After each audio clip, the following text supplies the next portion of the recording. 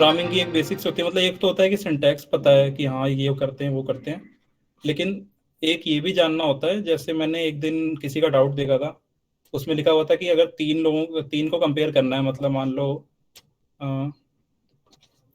5 6 7 में कंपेयर करना है, मतलब मान लो A B C वैल्यूज है और उसको कंपेयर करना है, तो हम लोग डायरेक्ट कंपेयर क्यों नहीं कर सकते।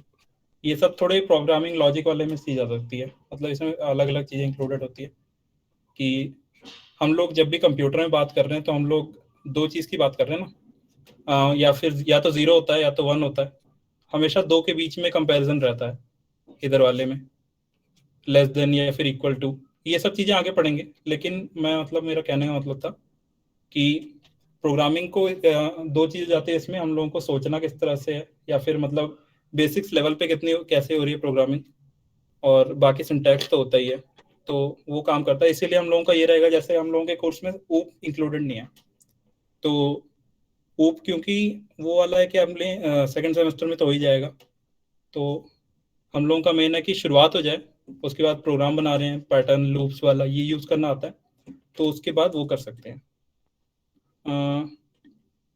तो ये क्या हो गया, कंटेंट्स पे चलते हैं फिर।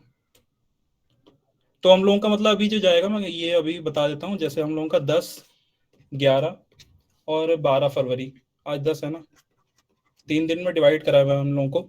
हम लोगों का डीएसए जो होगा वो 14 को शुरू होगा, तो इस वाले में हम लोगों का एकदम बेसिक्स रहेगा, बिल्कुल ही बेसिक्स हो जाएगा इस तरह से कि हम लोग शुरू कैसे कर रहे हैं, पहला प्रिंट कैसा है, इवन वीएस कोड डाउनलोड करना है, सी आउट सीन हो गए, स्टेटमेंट्स अलग से, प्रिंट ऑफ स्कैन ऑफ हो गए, और खत्म इसको करेंगे एफ एल्स वाले चीज़ पे, और स्विच वगैरह जो भी हो जाएगा, ये इतने पे खत्म होगा बेसिक्स वाले। कुछ क्वेश्चंस भी प्रैक्टिस के लिए देंगे। हाँ, क्वेश्चंस अपने प्रैक्टिस के लिए देंगे, डाउट्स अगर किसी के होंगे तो। डाउट्स मुझे सबसे ज़्यादा दिखते हैं जो हम लोगों का पी क्लब जीवन ग्रुप है, किसी को अगर कोई उसमें नहीं है तो देख लेना। उसमें 3 ग्रुप है हम लोगों के, G2 G3 जीवन, तो उसमें सबसे ज़्यादा जो लोगों को बेनिफिट होता है ना उस ग्रुप से होता है, क्योंकि डाउट्स बहुत पूछते हैं। और तो मेन तो सजेशन ये है कि अपना कोई स्टडी ग्रुप भी बना लो इसमें करने के लिए, साथ में करने के लिए। अब जैसे मेरा ही ग्रुप देख लो, मेरा ग्रुप अभी आया ही हुआ था यहाँ पे चैट में, तो सही रहता है, साथ में लोग रहते हैं हमें सपोर्ट करने के लिए। तो 11th को हम लोगों का होगा एरेस पे जाएंगे पहले तो, क्योंकि एक डेटा टाइप ये भी है, काम की चीज़ है, स्ट्रिंग्स वगैरह हो जाएगा, लूप्स हो जाएगा, ये सब चीज़ें हम लोगों का 11 को रहेगा, इंपॉर्टेंट पार्ट है ये। और 12th को एकदम से हम लोगों का जो मतलब ग्राफ बढ़ेगा वो इस तरह से जाएगा, इस तरह से, क्योंकि करते ही 12th को फंक्शन पहुंच जाएंगे, यहाँ से पॉइंटर पढ़ेंगे, और फिर डीएसए मतलब अपना 14 को तो शुरू हो जाएगा। यहाँ पे जो लोग पूछ रहे थे एसटीएल होगा कि नहीं, यहाँ पे एसटीएल होगा, तो शुरू करेंगे। एसटीएल जो है इंपॉर्टेंट है सीपी में, कंपिटिटिव प्रोग्रामिंग में, उसका बहुत इंपॉर्टेंस हो जाता है, क्योंकि हम लोग यहाँ पे बहुत सारे डीएस पढ़ते हैं, डाटा स्ट्रक्चर्स पढ़ते हैं, या फिर चीज़ें पढ़ते हैं। एसटीएल एक लाइब्रेरी हो जाती है जहाँ पे हम लोग उसको यूज़ करते हैं। उसके बारे में तो खैर हम लोग तभी सीखेंगे। अभी मैंने कि आगे बढ़ते हैं जल्दी से, मतलब अपना आईडी सेटअप कर सकते हैं हम लोग। एक मिनट रुकना, एक minute Nitin. Guys, group one का कुछ ऐसा नहीं है कि ग्रुप वन मतलब कुछ अलग है। तीनों ग्रुप सिमिलर है, तीनों में कंटेंट सेम कंटेंट मिलेगा सबको।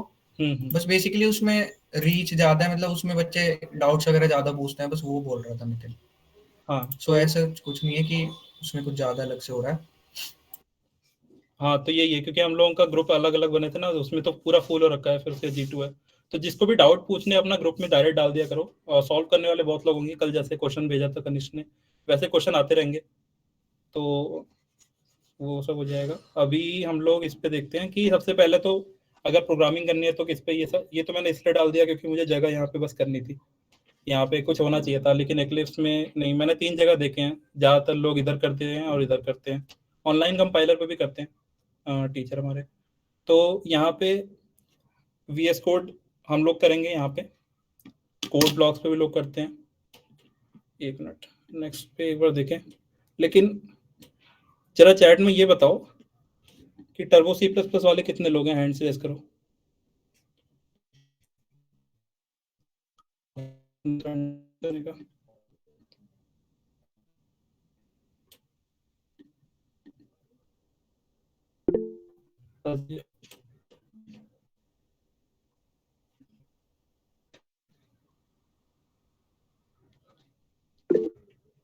हाँ, मतलब कोडिंग तो कहीं भी कर सकते हैं। हाँ, एक मिनट। तो मतलब एक टर्बो सी प्लस हम लोग जब अपना 12th में थे तो उसके बाद वहाँ पे हम लोगों का यही था मेन, और उस समय उतना भले ही पसंद नहीं आता था, अभी अच्छा लगता है देखते हुए। उसमें सही था ये वाला चीज़, अगर इसको कर लिए तो बहुत चीज़ें अप्रिशिएट करने लगते हैं लोग।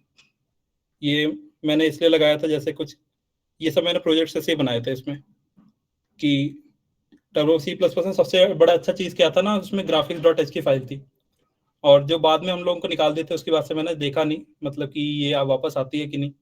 तो फिर मैं वहाँ पे बस बनाते रहता था ग्राफिक्स में। तो ये मतलब है कि हमेशा ऐसा नहीं है मैं सी प्लस प्लस कर रहा हूँ तो मुझे डीएसए भी करना है, तो या फिर मुझे जॉब भी चाहिए। मतलब किसी को इंटरेस्ट हो सकता है कुछ भी बनाने में। पहला प्रोग्राम हम लोग जब बनाए थे तो हम लोग लूप सीखे और क्लॉक बना दिए कि हम लोग कैसे 0:59 के बाद वापस से 1 मिनट बढ़ जाएगा, और ये सब ग्राफिक्स से हुआ था अपना माउस प्रोग्रामिंग करके। तो जाते हैं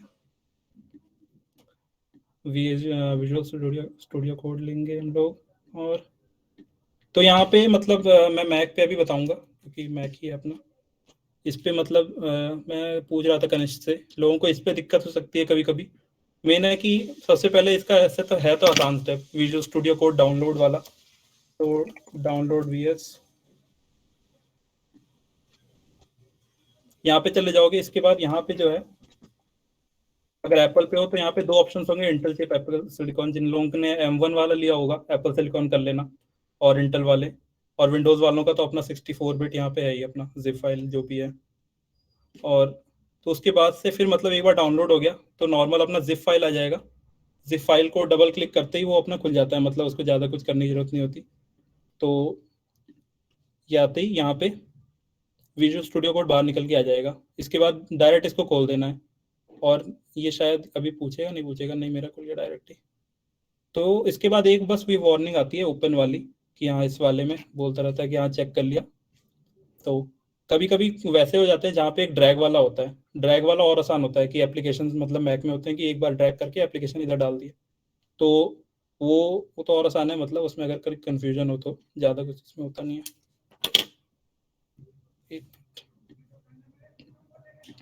वीएस कोड हमने कर लिया, वीएस कोड एक बार खोल ही लेते हैं अब।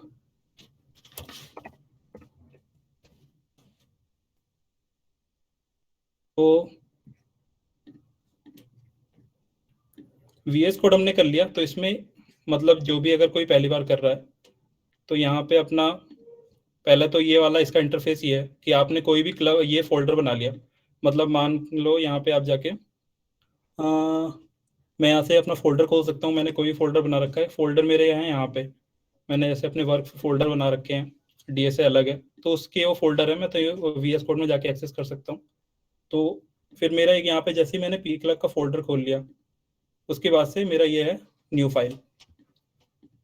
तो सी प्लस प्लस हम लोग कर रहे हैं तो कोई भी फाइल का नाम लिख देंगे, जैसे हम लोग का फर्स्ट प्रोग्राम किसी ने कुछ भेजा शायद।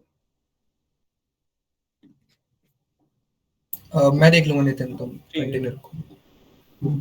तो हम लोग इसको मतलब जब इसको फाइल नेम हम लोग पहले बनाएंगे तो उसको डॉट सीपीपी फाइल नेम होगी हम लोगों की।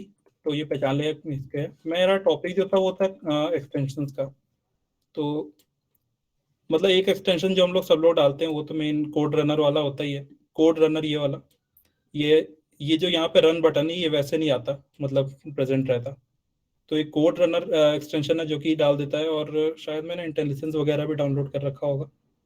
तो ये सब है, और ये है कि अपने आप से इसको सर्च कर सकते हो। एक्सटेंशन वाले टैब में चले जाओ और अपना सर्च कर लो कि सी प्लस प्लस रिलेटेड होता भी है कि क्या क्या होता है, एक्सटेंशन पैक है ये सब। मैंने कर लिया था, उसके बाद मैंने ही नहीं देखा कि इसमें क्या इसमें ज़रूरत होती है। तो कोड इसमें, तो ये हम लोगों का पहला ये हो गया, ये एक्सटेंशन वाला पार्ट। ये तो अपना खुद इसमें कर सकते हैं। अब आता है कि सी और सी प्लस प्लस, यहाँ से टॉपिक जब शुरू होते हैं कि जो होता है कि सी और सी करें कि सी प्लस प्लस करें, इसमें हम लोगों को क्या करना चाहिए, कोई एक कर रहे हैं कि नहीं। ये एक ही है, सी और सी प्लस प्लस। क्योंकि स्कूल में क्या होता है, सबसे पहले सी पढ़ाएंगे, फिर अगले सेमेस्टर में सी प्लस प्लस पढ़ाएंगे, फिर उसके साथ ऊप्स लगा देंगे। लेकिन फर्क ज़्यादा कुछ नहीं है मतलब अपना। क्योंकि सी जो है ना, एक तरह से अगर ये मान लो सी है, सी प्लस प्लस है, तो सी जो है उसका सुपर सेट ही है, सबसेट ही है।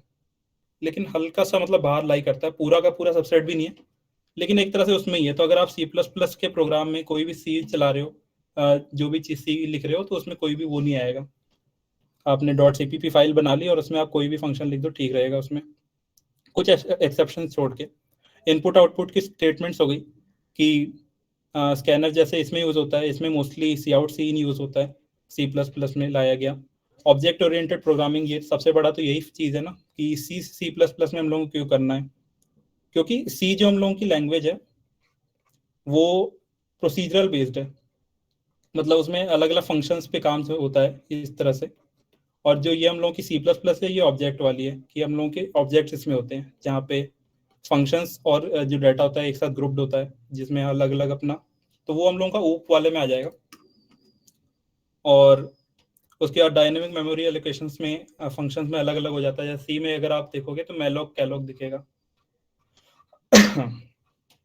और सी प्लस प्लस में हो जाता है न्यू डिलीट। ये सब मतलब सी प्लस प्लस के अलग हो जाते हैं। ओवरलोडिंग फंक्शन के या फिर जो भी ऑपरेटर होते हैं,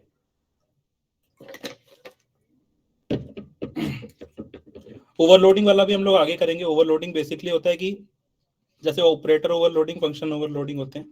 ऑपरेटर ओवरलोडिंग क्या हो गया, ओवरलोडिंग से हम लोगों को समझ आ रहा है कि एक ऑपरेटर अगर जो है कोई है, ये ऑपरेटर्स जो आगे आएंगे, इसको हम लोग दो तरीके से यूज कर सकते हैं डिपेंडिंग ऑन क्या सिचुएशन है। तो ऐसे ही फंक्शन ओवरलोडिंग और ये वाले चीज आते हैं।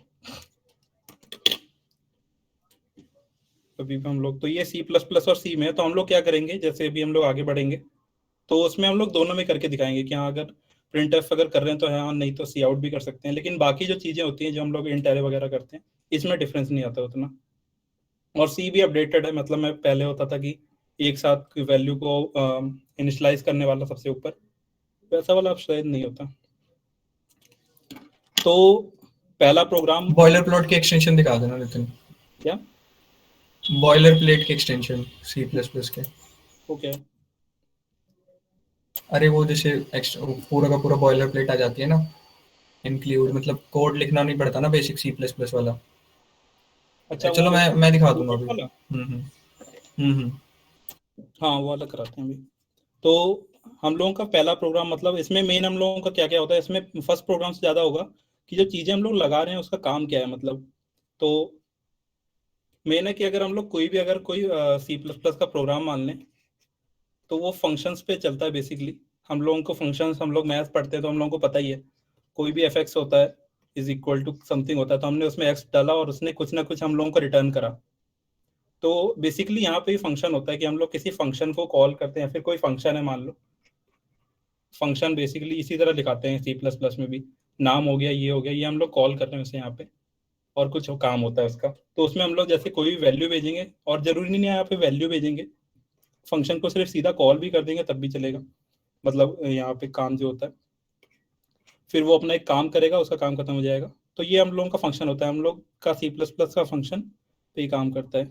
और सबसे मेन एग्जांपल तो यही है जो मेन फंक्शन है, कि ये अपना मेन फंक्शन क्या है, ये हम लोग कॉल नहीं करते, यहाँ से सब कुछ शुरू होता है। मतलब कि ये जो यहाँ पे होता है, हम लोग सबसे पहले चीजें लिखते हैं, हम लोग अपना प्रोग्राम बना लेते हैं, तो सबसे पहले हमने मेन फंक्शन शुरू होता है यहाँ पे, जिसको हम लोग डिफाइन करते हैं। फंक्शंस वाले हम लोग पार्ट बाद में पढ़ेंगे, परसों पढ़ेंगे। लेकिन फंक्शंस का बेसिकली क्या होता है कि हम लोग पहले फंक्शन को डिफाइन करते हैं, उसका रिटर्न टाइप लेके, डेट और उसका नाम लेके। तो रिटर्न टाइप वो भी अलग में आएगा क्योंकि फंक्शन क्या रिटर्न कर रहा है, क्योंकि अगर फंक्शन हमको ये फंक्शन को कुछ हम लोग भेजेंगे तो उसके बाद वो रिटर्न भी कुछ करेगा और या फिर नहीं करेगा। तो हम लोगों का डिफाइन हो जाता है सबसे पहला फंक्शन कि हमने रिटर्न टाइप और एक फंक्शन का नाम जो हम लोगों को देना है, और उसके बाद से हम लोग उस फंक्शन को लिखते हैं और उसको फिर कॉल करते हैं अलग से जब उसको चाहिए होता है। फंक्शन की जरूरत क्यों पड़ती है, एक कोड हो गया मान लो और उसको अलग अलग बार चलाना है उसके लिए, कि हाँ अगर मुझे सेम चीज अगर हर बार लिखनी है तो मैं हर बार नहीं लिखूंगा, उस फंक्शन को कॉल कर सकता हूँ डायरेक्ट, तो वो फंक्शन मेरे लिए काम कर देगा। तो मेन फंक्शन क्या है, एक तरह से जब हम लोग जब भी इंट में लिख रहे हैं यहाँ पे, तो यहाँ पे हम लोग सबसे पहले इन चीज़ों को डिफाइन कर रहे हैं, मतलब मेन को। और ये मेन को कॉल कौन करेगा? ये मेन को कॉल करेगा जब हम लोगों का ओएस, जैसे हम लोग प्रोग्राम का रन बटन दबाएंगे तो पहले उससे भी पहले टास्क होते हैं, पहले इनिशियलाइजेशन के अलग अलग। उसके बाद वो मेन को कॉल करता है और जो भी मेन में जो भी चीज़ें होती है एग्जीक्यूट होते चले जाती हैं। तो इसीलिए ये फंक्शन है, क्यों इसीलिए इसके लास्ट में होता है रिटर्न 0 जैसे करके। ये होगा बेसिक सिंटैक्स जो हम लोग देखेंगे, मतलब बेसिक नहीं, अभी इसके आगे पीछे और भी चीज़ें आएंगी। लेकिन ये काम क्या करेगा? रिटर्न 0। यहाँ पे हम लोग जैसे इसमें करते हैं C++ में, 0 का मतलब होता है फॉल्स और 1 का मतलब होता है ट्रू। जब भी हम लोग करेंगे कि वाइल ये, जब वो रिटर्न करेगा तो 0 और 1 पे हम लोग ज़्यादातर जाते हैं। जब मेन जो रिटर्न 0 करता है, ये 0 बताता है कि वो सक्सेसफुली एग्जिट कर चुका है उसमें। तो अगर वो एग्जिट कर दिया, यहाँ पे ये बताता है कि हाँ प्रोग्राम रन हो गया सक्सेसफुली, बाकी चीज़ें अब जितनी वैल्यूज इनिशियलाइज करी थी वो हटा दो, फिर रिटर्न 0। वैसे वो C++ कहता है इसकी ज़रूरत नहीं भी पड़ेगी, कभी नहीं भी पड़ती है। इसको अगर नहीं भी लिखेंगे रिटर्न फंक्शन और प्रोग्राम जो है एंड में पहुंच गया, तो वो मान लेगा उसको रिटर्न 0 की तरह ही करेगा। तो यहाँ पे हम लोग इसको चाहें तो छोड़ भी सकते हैं। फिर उसके बाद नेक्स्ट है हम लोगों की हेडर फाइल्स। अब मान लो हम लोगों को एक प्रोग्राम बनाना है, वही जो हम लोगों के सबसे बेस्ट प्रोग्राम्स होते हैं, हेलो वर्ल्ड लिख देना है। तो अब यहाँ पे है कि ये कंप्यूटर जो है, मतलब हम लोगों का जो भी कंपाइलर है, कंपाइल करेगा, इसको हम लोगों को जानना है कि हम लोग जो भी लिख रहे हैं कि वो है क्या, मतलब एक तरह से चीज़ें, मतलब इसको प्रिंट कराने के लिए जैसे हम लोग को सी में प्रिंट हो जाता है।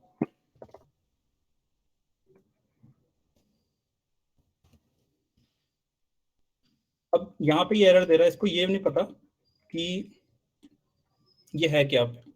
तो यहाँ पे हम लोग इसको डिफाइन भी कर सकते हैं, मतलब हम लोगों की हेडर फाइल्स होती है, हेडर फाइल्स के लिए हम लोग ये जो हैशटैग इंक्लूड है, हैशटैग जो होता है ये एक प्री प्रोसेसर डायरेक्टिव होता है।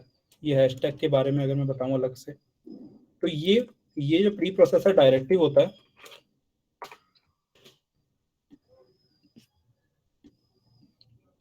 अगला वैसे टॉपिक कैरेक्टर्स का है। तो यहाँ पे एक वर्ड आता है प्री प्रोसेसर डायरेक्टिव्स। तो यहाँ पे प्री प्रोसेसर का क्या मतलब है? जैसे ही वो शुरू होगा, सबसे पहले मतलब प्रोसेस करने से पहले वो जितने भी इंक्लूड वाली फाइल्स या फिर जो होगी उसको सबसे पहले उन लोगों को काम करेगा उस पर। तो यहाँ पे हैशटैग इंक्लूड, हैशटैग डिफाइन, ये स्टेटमेंट्स को पहले देखता है। डिफाइन वाली चीज़ें जो होंगी वो आगे आएगी। तो यहाँ पे हमने इंक्लूड क्या करेगा, कोई भी हेडर फाइल ला सकते हैं हम लोग। तो आई स्ट्रीम लिख रहे हैं ना, stdio ला देते हैं।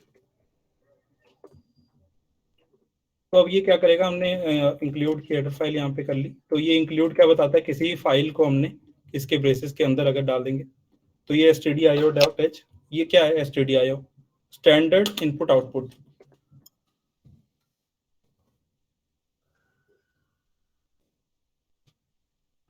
तो इसका काम क्या होता है, इस वाले में जितने भी printf और scanf के डेफिनेशंस होते हैं ये इसमें बताता है, लिखे होते हैं कि हमने जब printf में ये भेजा तो हुआ क्या उसके बाद से। तो उसका काम होता है कि उसको मॉनिटर पे प्रिंट कर देना। तो ये हम लोगों का ये हो गया। इसका दूसरा पार्ट क्या है,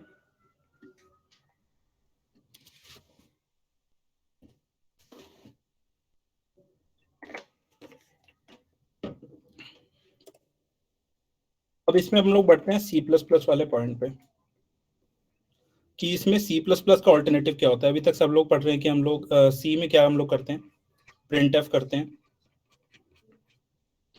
और जो भी देना होता है, और आउटपुट वाली चीज़ें आगे भी आएगी कि इसमें हम लोगों को कोई नंबर आउटपुट करना है तो किस तरह से होगा।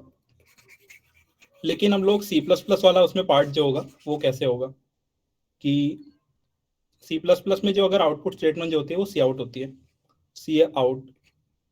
तो कंसोल आउटपुट इसका मतलब होता है। तो ये वाली स्टेटमेंट, उसके बाद से ये ऑपरेटर जो होता है, एक तरह से पुट टू ऑपरेटर इसको कहते हैं। सी आउट के स्पेस देके हम लोग जो भी एक तरह से इसको लगाते हैं। और उसके बाद हम लोगों को अगर कोई जैसे स्ट्रिंग प्रिंट करनी है तो हम लोग डायरेक्ट स्ट्रिंग डाल सकते हैं। अगर कोई हम लोगों का वेरिएबल है जो आगे डिफाइन होगा, जैसे 5 है, तो 5 को हम लोग डायरेक्ट प्रिंट कर सकते हैं। तो उससे होता क्या है कि एक तरह से मान लो हम लोग को कुछ भी प्रिंट करना है, मान लो हेलो वर्ल्ड प्रिंट करना है, तो हम लोग कर देंगे सी आउट। ये एक तरह से पहले मुझे लगता था जैसे इसके आगे सी आउट से निकल के मतलब आगे जा रहा है तो हम लोग आगे की तरफ प्रिंट कर रहे हैं, लेकिन एक तरह से ये ऑपरेटर का काम क्या होता है, हेलो को सी आउट की तरफ भेजना, और ये आउटपुट की तरफ उसके बाद मॉनिटर पे डिस्प्ले होता है हेलो को सी आउट में। तो यहाँ पे इसलिए इसको यहाँ पे ये काम होता है, इसलिए हम लोग सी इन में पढ़ेंगे। जब सी इन होता है ये इसका इनपुट वाला फॉर्म हो जाता है, सी आउट ये दो स्टेटमेंट्स इसकी स्कैन प्रिंट ऑफ के वो होते हैं सी प्लस प्लस फॉर्म। तो जब हम लोग सी आउट कर रहे होते हैं तो इस तरह कर रहे होते हैं, और सी इन कर रहे होते हैं इस तरफ कर रहे होते हैं। तो ये जैसे हम लोग बोले कि किसी भी चीज़ को सी आउट कर देना है, तो ये होता है किसी कहीं से भी इनपुट लेके और यहाँ पे जिसको भी हम लोग वो कर रहे हैं वेरिएबल में डालना चाह रहे हैं, तो इनपुट का फॉर्म हो गया।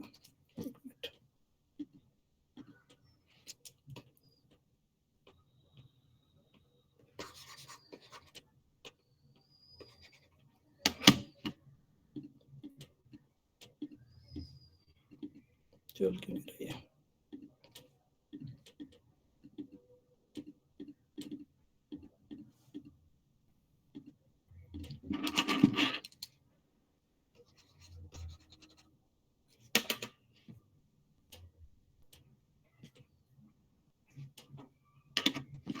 स्क्रीन तो दिख रही है ना मेरी?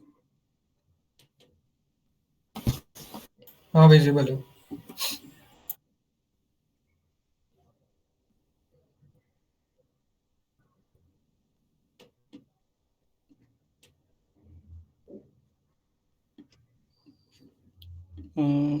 एक मिनट,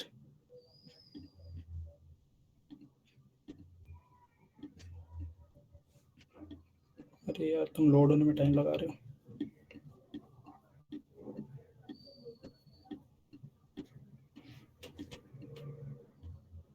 ठीक है, जब तक ये लोड होता है हम लोग अपना दूसरा बात करते हैं। सी प्लस प्लस में हम लोग अभी तक पढ़ लिए कि हम लोग सी आउट क्या कर रहे हैं। तो अब ये सी आउट है, इस पे भी इसने रेड लाइन दे दी, इसको अभी पता नहीं चल रहा सी आउट क्या है, क्योंकि सी आउट जो है सी प्लस में अलग एक हेडर फाइल में, तो इसको हम लोग अलग से ऐड कर सकते हैं। आईओ स्ट्रीम इसकी अपनी हेडर फाइल होती है। आईओ स्ट्रीम में क्या होता है, जैसे stdio.h है, तो इसमें भी स्टैंडर्ड इनपुट आउटपुट है, और आईओ स्ट्रीम में भी आईओ स्ट्रीम, तो उसका भी इनपुट आउटपुट स्ट्रीम में अपना काम उसमें होता है। तो हम लोगों को कोई भी अगर वैल्यू प्रिंट करनी है, हेलो वर्ल्ड हमने प्रिंट करना है, तो उसके बाद हमने क्या करा, इस हेलो वर्ल्ड को सी आउट के इधर डाल दिया, और अभी तक क्या आया क्यों नहीं। तो ये सी आउट जो है, अब देखो, अब मैंने क्या कर रहा हूँ कि इसको आईओ स्ट्रीम से ले रहा हूँ और इसको सी आउट करके हेलो वर्ल्ड में डाल रहा हूँ। मेन बात है कि अभी भी ये बोल रहा है अनडिफाइंड है सी आउट से। तो यहाँ पे क्या है कि जब हम लोग, जैसे मैं अभी टर्बो सी प्लस प्लस की बात कर रहा था, तो उसमें ये सी आउट कभी ऐसा नहीं होता था कि मैंने आईओ स्ट्रीम डायरेक्ट डालता था और सी आउट कर देता था और वो हो भी जाता था, लेकिन अभी भी इसको ये अनडिफाइंड है इसके लिए। मेन बात क्या है इसमें, क्योंकि इसको जैसे ही हम लोग अभी आगे आए नहीं, आगे इटरेशंस में जब भी सी प्लस प्लस अपडेट हुआ, तो इस सी आउट को हम लोग उसमें इन लोगों ने नेम स्पेस का एक वो लाया, कि नेम स्पेस का एक कंसेप्ट होता है।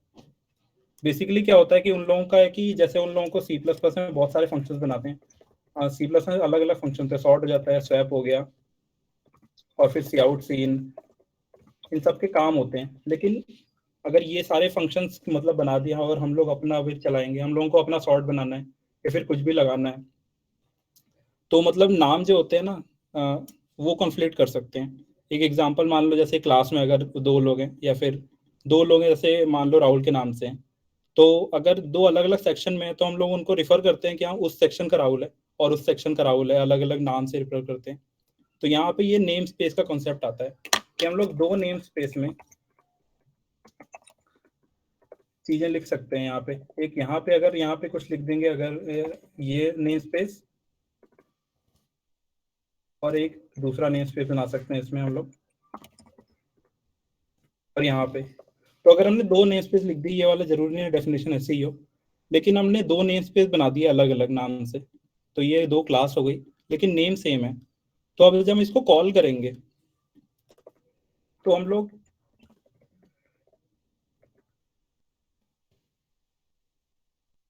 इसके नाम से सेम फंक्शन को बना सकते हैं और इसके अपने अपने काम हो जाएंगे। तो हमने पहले इसका नेम स्पेस लेके इसको नाम से बुलाया, इसके नेम स्पेस लेके, ये हम लोगों को बताएगा किस वाले से है। तो हम लोग एक ही नाम की चीज को दोनों नेम स्पेस से अलग अलग बता सकते हैं, अलग अलग आइडेंटिफाई कर सकते हैं। तो उन लोगों ने क्या करा, एक स्टैंडर्ड नेम स्पेस बना दिया, स्टैंडर्ड लाइब्रेरी, जिसमें जितने स्टैंडर्ड फंक्शंस होते हैं उन लोग उस चीजों को डाल दिया। तो जितने भी हम लोगों के ये वाले हो गए, सी आउट वाले और सी इन वाले हो गए, उसको इसमें डाल दिया स्टैंडर्ड लाइब्रेरी में। और स्टैंडर्ड का शॉर्ट फॉर्म एसटीडी होता है। तो अब ये क्या है, एसटीडी लाइब्रेरी जो हम लोगों की स्टैंडर्ड है वो तो साथ में जुड़ी पड़ी है। तो इसको चलाने के लिए अगर हम लोग सिंपल एसटीडी सी आउट लिख दें तो ये नॉर्मल चल जाएगा, हेलो वर्ल्ड अपना। इसको यहाँ पे ये लगाते हैं। तो अब ये वाला स्टैंडर्ड सी आउट है, हम लोग इसको इसके नाम से बुला सकते हैं। तो मेन पहले प्रॉब्लम क्या थी कि आईओ स्ट्रीम हमने डाला हुआ था लेकिन तब भी वो सी आउट नहीं चला, हम लोगों को नेम स्पेस क्यों करना पड़ा। तो मैंने कि आईओ स्ट्रीम में भी उसने अगर सी आउट डिफाइन अगर करा होगा कहीं पे, तो उसको वहां पे एक नेम स्पेस में उसने पहले से ही बना के रखा हुआ है, अलग से नेम स्पेस उसके अंदर डिफाइन करा है। तो अगर हम लोग इस फाइल को लगा भी देंगे तो उससे कोई फर्क नहीं पड़ेगा, क्योंकि अभी वो नेम स्पेस के अंदर है। तो हम लोगों को नेम स्पेस इसका नाम लगाना ही पड़ेगा। मेन है कि अब हम लोग इस जब भी सी आउट कर रहे हैं तो उसको स्टैंडर्ड सी आउट अगर हम लोगों को बार बार लिखना है, तो दूसरा पॉइंट ये आता है कि मान लो मैंने अपना नाम लिख दिया और सीन भी करना है तो मैंने स्टैंडर्ड लगाना है। तो यहाँ पे हम लोगों के पास एक हो जाता है यूजिंग नेम स्पेस एसटीडी। ये क्या करता है, यूजिंग एक यहाँ पे कीवर्ड है, कीवर्ड आगे आएंगे कि यूजिंग नेम स्पेस एसटीडी, मतलब कि ये स्टैंडर्ड लाइब्रेरी का जो नेम स्पेस है हमने पूरे में, मतलब ये स्टैंडर्ड लाइब्रेरी को यूज कर रहे हैं। अब हम लोग चाहें तो यहाँ से इसको हटा भी सकते हैं। हमने पहले डिक्लेयर कर दिया कि स्टैंडर्ड लाइब्रेरी हम लोग पूरी पूरी ले रहे हैं, उसके अंदर जो भी हम लोग यूज कर रहे हैं। अब इसके एडवांटेजेस भी हैं और डिसएडवांटेजेस भी, क्योंकि हम लोग, एडवांटेज क्या है, हम लोग बार बार इसको लगा नहीं रहे। डिसएडवांटेज आगे मिलता है, मतलब इसका डिसएडवांटेज अगर मैं देखूं तो, नहीं इसको अभी नहीं दिखाऊंगा, चलो बाद में दिखाऊंगा। तो मेन है कि हम लोगों की फर्स्ट प्रोग्राम में हम लोग क्या क्या कवर करना था। मेन फंक्शन इंट मेन हम लोगों का हो गया, एक फंक्शन हमने डिफाइन करा जो कि प्रोग्राम कॉल करेगा। उसमें हम लोगों ने आउटपुट स्टेटमेंट लिखी दो तरह से, एक हम लोगों का सी वाला फॉर्म हो गया,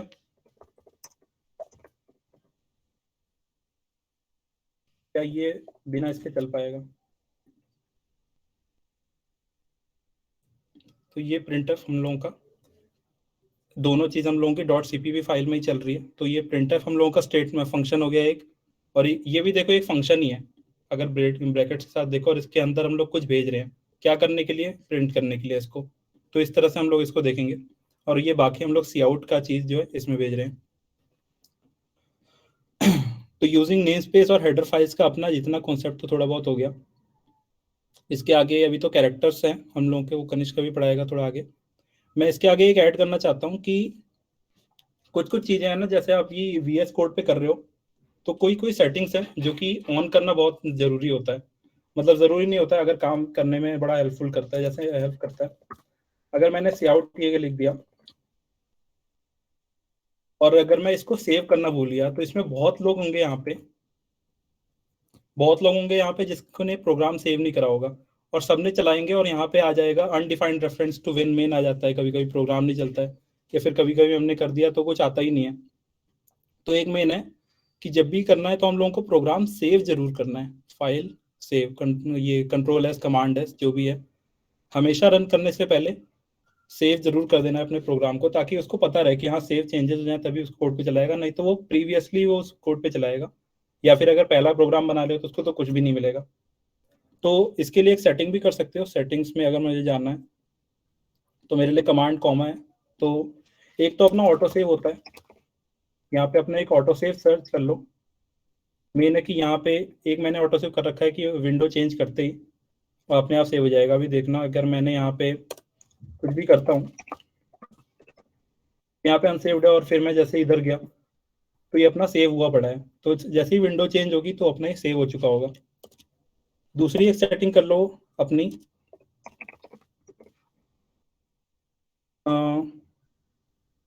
ये कोड रनर की एक सेटिंग होती है, save file before run. Code runner अगर डला हुआ तो उसके बाद अपनी ये सेटिंग एक हो जाएगी कि सेव फाइल बिफोर रन। इसको जब इनेबल कर लोगे तो उसके बाद अगर मैं जब भी कुछ डालूंगा हेलो बेयर और मैंने सेव नहीं करा हुआ, मैंने डायरेक्ट ही चला दिया, तब भी वो अपना आ जाएगा, चेंजेस हो जाएंगे, क्योंकि वो जैसे ही मैं उसको दबाऊंगा तो उसके बाद अपने आप ही ये आ जाएगा। तीसरा, अगर वीएस कोड में हो तो सबसे मेन बात है कि मान लो अगर मुझे शुरू करना है तो मैं जब भी प्रोग्राम लिखूंगा मैं इंक्लूड इस तरह से करके पूरा डालते जाऊंगा और मैं मतलब लगातार लिखते जाऊंगा। इसमें ये सबसे सही फीचर एक मैंने देखा था, मैं शुरुआत में जब आया था कि अच्छा ऐसे भी हो सकता है।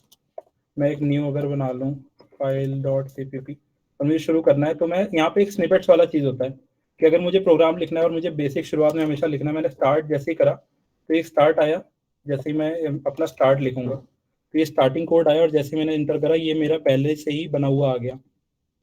और ये इसका कोई फीचर नहीं है, ये मैंने बनाया है कि हाँ स्निपेट्स में मुझे क्या क्या चाहिए यहाँ पे।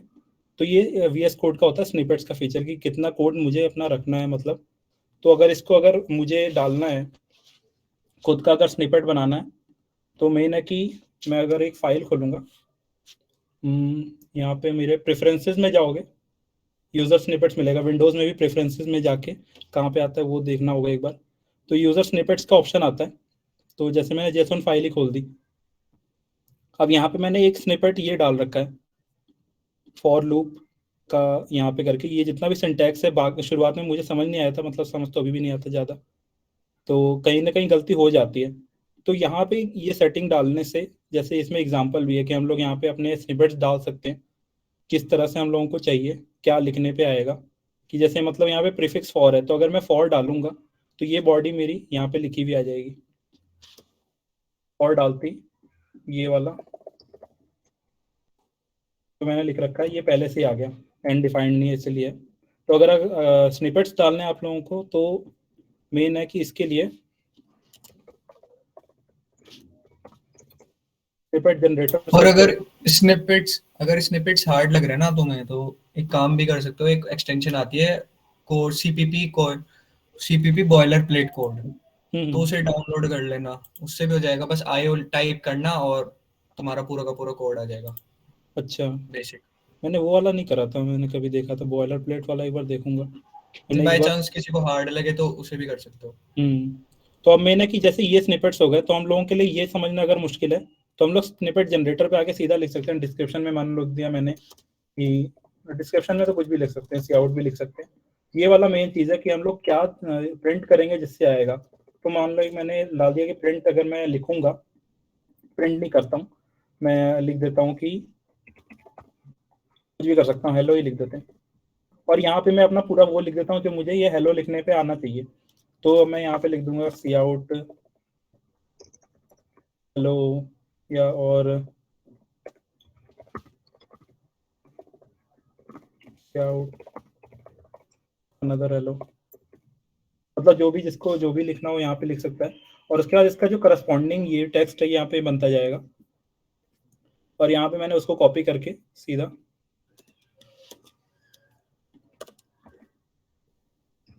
फर्क पड़ेगा दे विल बी कॉमा, हाँ इसके बाद यहाँ पे कॉमा आएगा। दो करने पे ना।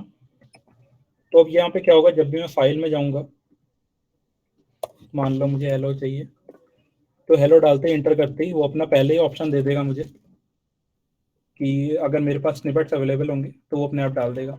इसलिए जो मेरा स्टार्ट है ये स्टार्ट में इस तरह से आ जाएगा। कुछ कुछ सेटिंग है, अगर किसी और को अगर कोई भी सेटिंग्स पता है जो कि यूजफुल हो सकती है वो भी तो। दिखा देना, वो भी कोड बॉयलर प्लेट है, एक्सटेंशंस हाँ पे जाओ, सीपीपी CPP बॉयलर प्लेट, ये वाला सेकंड वाला। ये वाला। हाँ, बस आईओ टाइप करना और तुम्हारा कोड पूरा का पूरा आ जाएगा। फाइल खोल ले कोई सी भी, उस पर आईओ हम्म। टाइप कर दे बस, डिलीट करके पूरा, हाँ ये कर दे, अच्छा ये वाला ये आ गया। मतलब मेन के लिए ना।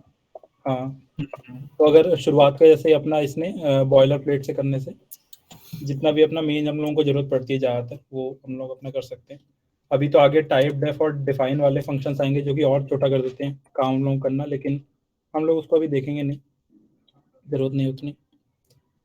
इसके आगे जो है, इसके आगे कैरेक्टर शुरू होता है, तो कनिष्क आगे इसके आगे बताएगा। मैं करता हूँ, स्क्रीन शेयर रख, हाँ मैं बंद कर रहा हूँ। स्क्रीन शेयर रख ले, वो स्लाइड्स कर अच्छा ले शेयर। एक मिनट में इसको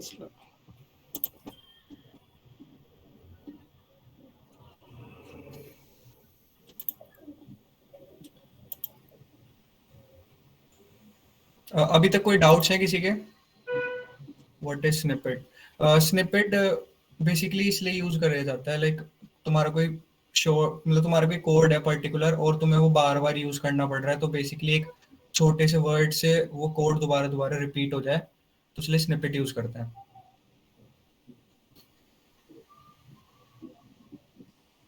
तो सी आउट यूज करने का सेंस क्या है जब हम प्रिंटफ भी यूज कर सकते हैं? सीपीपी में सी आउट होता है, प्रिंटफ नहीं होता। मेन बात है कि हम लोग जैसे प्रिंटफ हम लोग करते थे, तो उसमें बहुत मतलब सी हम लोग जब भी शुरू करे थे उसमें हम नॉर्मल प्रिंट कर रहे हैं तो नॉर्मल हम लोगों ने प्रिंट कर दिया, लेकिन और हम लोगों को अगर चीज प्रिंट करना है या फिर कुछ भी प्रिंट करना है अलग से, तो हम लोग पहले उसको स्पेसिफाई करते थे कि क्या क्या हम लोगों को प्रिंट करना है, और उसके बाद हम लोग उसके वेरिएबल्स है वो डालते थे। तो थोड़ा सा रहता था कि हम लोगों को पता रहना चाहिए कि हम लोगों को क्या क्या डालना है उसमें, हम लोगों को बताना पड़ेगा कि स्ट्रिंग है तो एस जाना चाहिए, उसके परसेंटेज एस हो जाना चाहिए, परसेंटेज डी हो जाना चाहिए। तो उसके लिए सीआउट सीन बना था कि आपने डायरेक्ट उसको डायरेक्ट डाल दिया कि आपका कोई भी स्ट्रिंग है, कोई भी ये है, तो आपने सी आउट एस कर दिया, सी आउट सी कर दिया जो वेरिएबल का नाम। तो जितनी बार भी वो आराम से बनाता है, मतलब आसान करने के लिए काम। डायरेक्ट आप ऑपरेटर लगाए जा रहे हो, कैस्केडिंग अभी देखेंगे, तो वो सी आउट का बना था। लेकिन ये बाद में ये है कि हम लोग के ऊपर है, वो डिपेंड करता है इसमें, क्योंकि हम लोग सी आउट भी यूज कर सकते हैं, लेकिन सी आउट का एक चीज है, हम लोगों को अलग अलग वैल्यूज साथ में लगानी है। मान लो हम लोगों को लगाना है कि 5 person are roaming in the park, और उसके बाद हम लोग 5 एक और वैल्यू लगानी है, तो हम लोगों को बार बार उसमें ऑपरेटर में करना पड़ेगा। मान लो अ,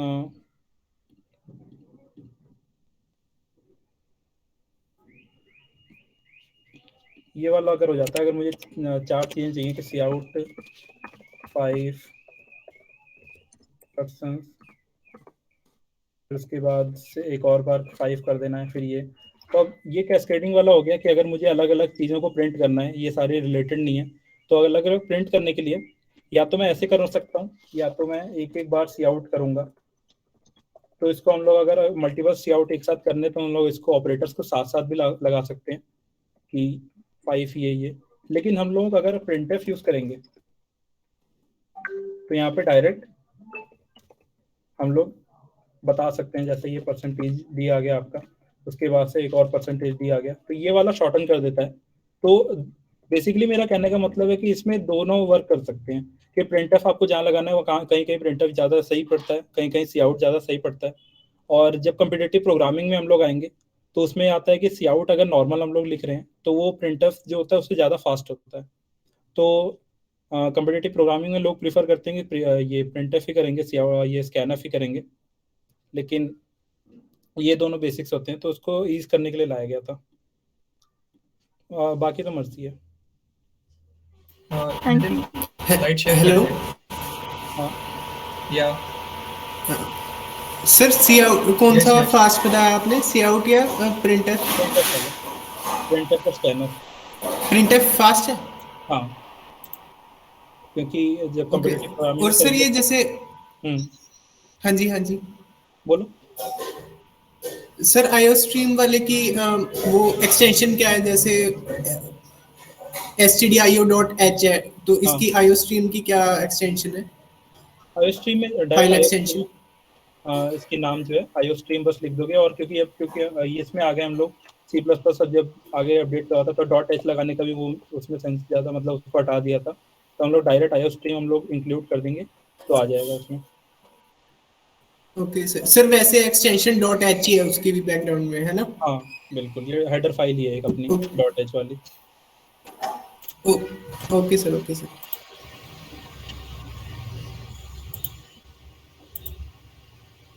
हाँ मैंने वो कर रखा था, मैं अपना बंद कर दूँ फिर।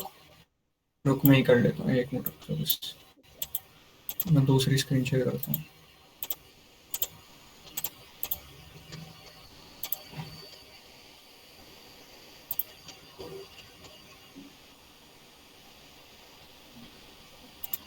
गाइस कोई क्वेरी है अभी? आप क्वेरी हो तो पूछ लो, फिर मैं स्टार्ट करता हूँ। सर प्रॉब्लम की प्रैक्टिस के लिए GFG हाँ वो लीड कोड। स्टार्टिंग में हैकर रैंक करना, और अभी क्वेश्चंस के अगर कुछ हाँ, चीट हैकर रैंक तो कर सकते हो क्योंकि उसका उससे यूआई ट्राई बहुत कर। सही है इसमें। तो यूआई अच्छा है तो उसमें बहुत ज़्यादा इंट्यूटिव होता है जो भी आप कर रहे हो, तो उसमें समझ आती हैं चीज़ें, उसके हिसाब से होती हैं, बिगिनर के हिसाब से स्टार्स मिलते रहते हैं। जैसे कॉन्टेस्ट वाली साइट होती है उसमें वैसा नहीं होता, उसमें कॉन्टेस्ट देने पे आता है, इसमें नॉर्मल में होता है। तो एक उसमें पीछे मोटिवेशन भी होता है, तो वो अच्छी साइट है करने के लिए। बाकी तो उसके बाद करोगे तो पता चल जाएगा अपने आप। तो फिर करते हैं start. So basically guys 3-4 type के कैरेक्टर्स होते हैं, लेटर्स लाइक एक मतलब अल्फाबेट सारे, और digits 0 to 9, and special characters सारे के सारे like question mark, full stop, star plus, all this, और वाइट स्पेसेस। बेसिकली जो वाइट स्पेसेस होती हैं वो भी एक कैरेक्टर में ही काउंट करी जाती हैं। हॉरिजॉन्टल टैब्स और रिटर्न, ये सब भी एक कैरेक्टर्स में डिफाइन करी जाती हैं, ठीक है। सो उसके बाद हमारे कीवर्ड्स आ गए। कीवर्ड्स बेसिकली ये कुछ डिफाइंड वर्ड्स हैं पहले से, मतलब इन्हें ना हम अपने डेटा टाइप्स में यूज नहीं कर सकते, या ये वर्ड्स ना मतलब कहीं और अपने डेटा टाइप्स में या कहीं और यूज नहीं कर सकते बेसिकली हम, क्योंकि ये कीवर्ड्स और पहले से ही डिफाइंड है ऑलरेडी।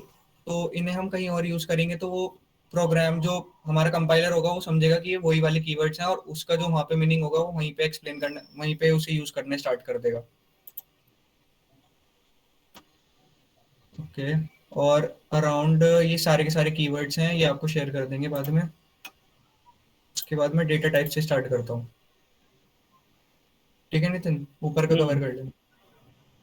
हाँ, डेटा टाइप से स्टार्ट करता हूँ, मैं कोड करके दिखाता हूँ। हाँ, सो बेसिकली डेटा टाइप्स होती हैं, मैं अपने टाइम का एग्जांपल लेकर बताता हूँ जैसे मैंने समझा था। सो 2 टाइप्स की डेटा टाइप होती हैं, पहले तो फंडामेंटल और डिराइव्ड। सो हम फंडामेंटल पढ़ते हैं। लाइक तुम्हारे घर में किचन है, और किचन में बॉक्सेस रखे हुए हैं, और सारे बॉक्सेस पर्टिकुलर एक बॉक्स है, उसमें पर्टिकुलर चीज है। लाइक शुगर का एक बॉक्स है, ठीक है, और टी का एक बॉक्स है। तो ऐसी ये इंट, कैर, फ्लोट, डबल, वॉइड, ये सब एक बॉक्सेस हैं। इनके अंदर पर्टिकुलर डेटा टाइप्स के अंदर पर्टिकुलर वैल्यू, मतलब पर्टिकुलर वैल्यू स्टोर होती है। लाइक इंट है तो इंट में सिर्फ न्यूमेरिकल वैल्यूज स्टोर होंगी, कैरेक्टर में सिर्फ कैरेक्टर्स स्टोर होंगे, फ्लोट में सिर्फ डेसिमल वैल्यूज स्टोर होंगी, डबल में जो इंट की कुछ रेंज होती है, इन सब की रेंजेस, इंट की कुछ रेंज होती है। तो रेंज होती है, 1 मिनट दिखा देता हूँ मैं।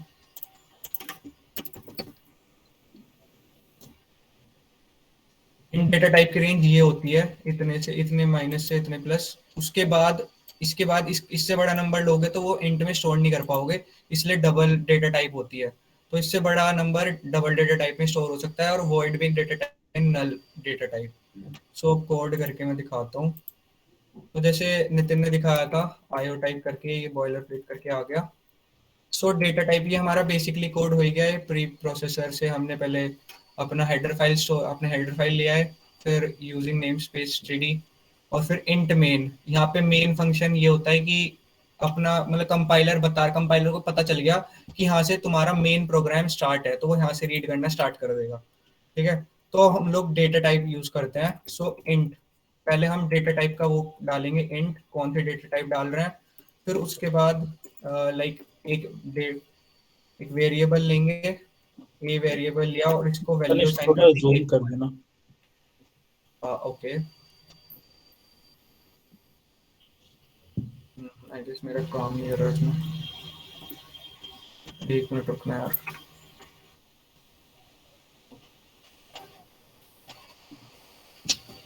इसमें काम नहीं कर रहा,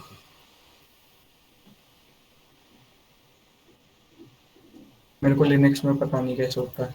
कंट्रोल प्लस माइनस से हो रहा है कुछ इसमें? नहीं हो रहा, मैंने देख लिया, रुक जा, हो रहा है, माउस हो रहा है, सही है। ठीक है।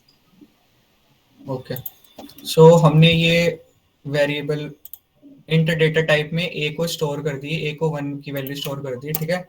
अब उसके बाद हम उसे प्रिंट कर सकते हैं, ठीक है। तो प्रिंट करने के लिए हम बेसिकली ये करेंगे और ये हमारी वैल्यू प्रिंट हो जाएगी। हमारी वैल्यू प्रिंट हो गई, ठीक है। अगर हमें यहाँ पे जो हमारे यहीं पे कर्सर आ रहा है, ठीक है, इसे कर्सर को हमें नेक्स्ट लाइन में लेकर आना है, तो हम ENDL का यूज करते हैं, ठीक है। तो अगर हम दोबारा रन करेंगे अपना कोड तो वो नेक्स्ट लाइन में हो जाएगा। ओके, और एक डाउट था सी इन सी आउट जहाँ से स्टार्ट किया था। ओके, सी आउट सी इन क्या होता है, ठीक है, मैं बता देता हूँ दोबारा। सी इन बेसिकली इनपुट लेने के लिए होता है और सी आउट आउटपुट के लिए होता है। सी इन मतलब अगर तुम्हें यूजर से इनपुट लेना है कुछ तो उसलिए यूज करते हैं, और सी आउट बेसिकली कुछ इनपुट दिखाना है यूजर को तो उसलिए यूज करते हैं। सो अभी इंट हमने डेटा टाइप यूज कर ली, अब हम करते हैं कैरेक्टर डेटा टाइप यूज।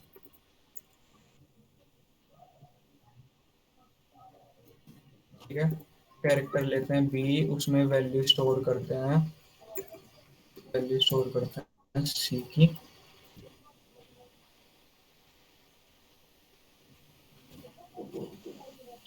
और इसे बी को प्रिंट करते हैं।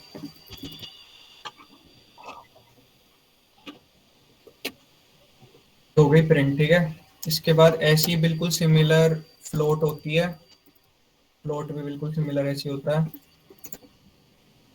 हम न्यूमेरिकल वैल्यू वो डेसिमल वैल्यूज लेते हैं, और ऐसी सिमिलर डबल होती है, बस रेंजेस होती है कुछ इनकी, तो वो रेंजेस डिपेंड करती हैं। हम 245 ले लेते हैं डबल में, और ऐसी होता है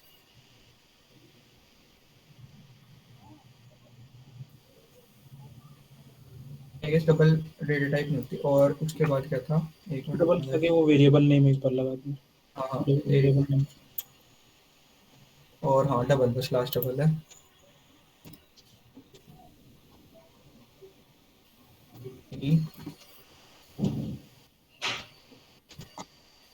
ठीक है, और अब इन्हें हम प्रिंट करते हैं, ठीक है।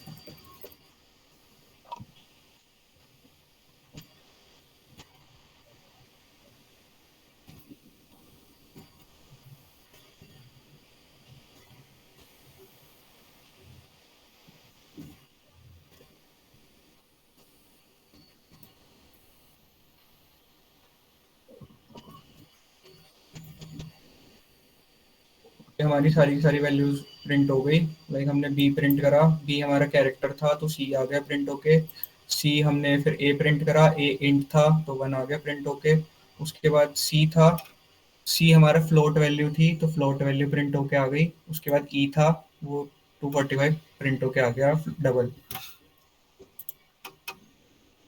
ये बेसिकली ये डेटा टाइप्स होती हैं बस। और उसके बाद हम लोग चलते हैं ऑपरेटर्स पे। हाँ, मैं पहले इनपुट आउटपुट बता देता हूँ एक बार, पहले इनपुट आउटपुट बता देता हूँ। सो हमने यहाँ पे डेटा टाइप एक डेटा टाइप ली और उसमें एक वेरिएबल असाइन करा, ठीक है, ए। तो अब हम यूजर से इनपुट लेंगे सी इन के उससे, और यूजर से इनपुट लेंगे सी इन से, और फिर उसे प्रिंट करेंगे, उस जो हमने यूजर से इनपुट लेंगे उसे फिर प्रिंट करेंगे, ठीक है। तो ये हो गया हमारा प्रोग्राम, करते हैं।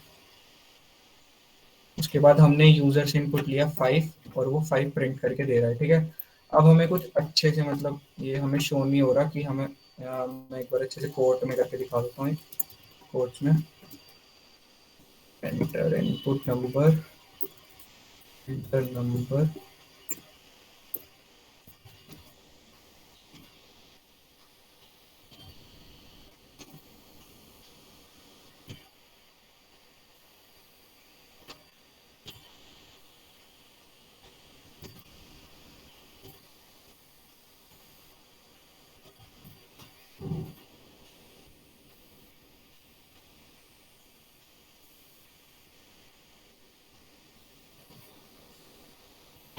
सर जैसे मल्टीपल अगर वेरिएबल्स इनपुट करवाने हो तो वो भी एक बार दिखा देना, मतलब सिंगल लाइन में कैसे होंगे। ओके। हमने एंटर नंबर करा, एक मिनट यहाँ पे मैंने चेंज करा था।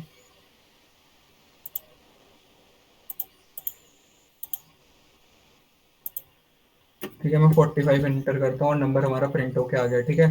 ये इनपुट आउटपुट होता है बेसिकली। इनपुट फंक्शन ये है सी इन सी आउट, ऐसी सिमिलर बिल्कुल सिमिलर वर्क करता है स्कैनएफ और प्रिंटएफ, ठीक है। उसकी नीड नहीं आएगी इस बताने की तुम सब कॉलेज में तो इतना तो पढ़ा ही रहे हैं, सी करा ही रहे हैं, ठीक है। उसके बाद हम लोग चलते हैं ऑपरेटर्स पे। सो बेसिकली हमारे ये अलग अलग डिफरेंट टाइप्स ऑफ ऑपरेटर्स होते हैं, arithmetic operator, shift operator, bitwise, logical, conditional, assignment. ये बेसिकली ये सारे असाइनमेंट ऑपरेटर्स हैं, रिलेशनल ऑपरेटर्स, कंपोनेंट सिलेक्टर और क्लास मेंबर्स। ये सारे के सारे ऑपरेटर्स हैं, तो एक एक करके हम अर्थमेटिक ऑपरेटर ट्राई करते हैं, ठीक है। सो हमने लिया ये इंट ए, उसके बाद हम लेते हैं एडिशन करते हैं, ठीक है। तो हमने यूजर से इनपुट लिया ए और हम बी भी लेते हैं, ठीक है। उसके बाद हम करते हैं सी आउट से ए प्लस बी को प्रिंट।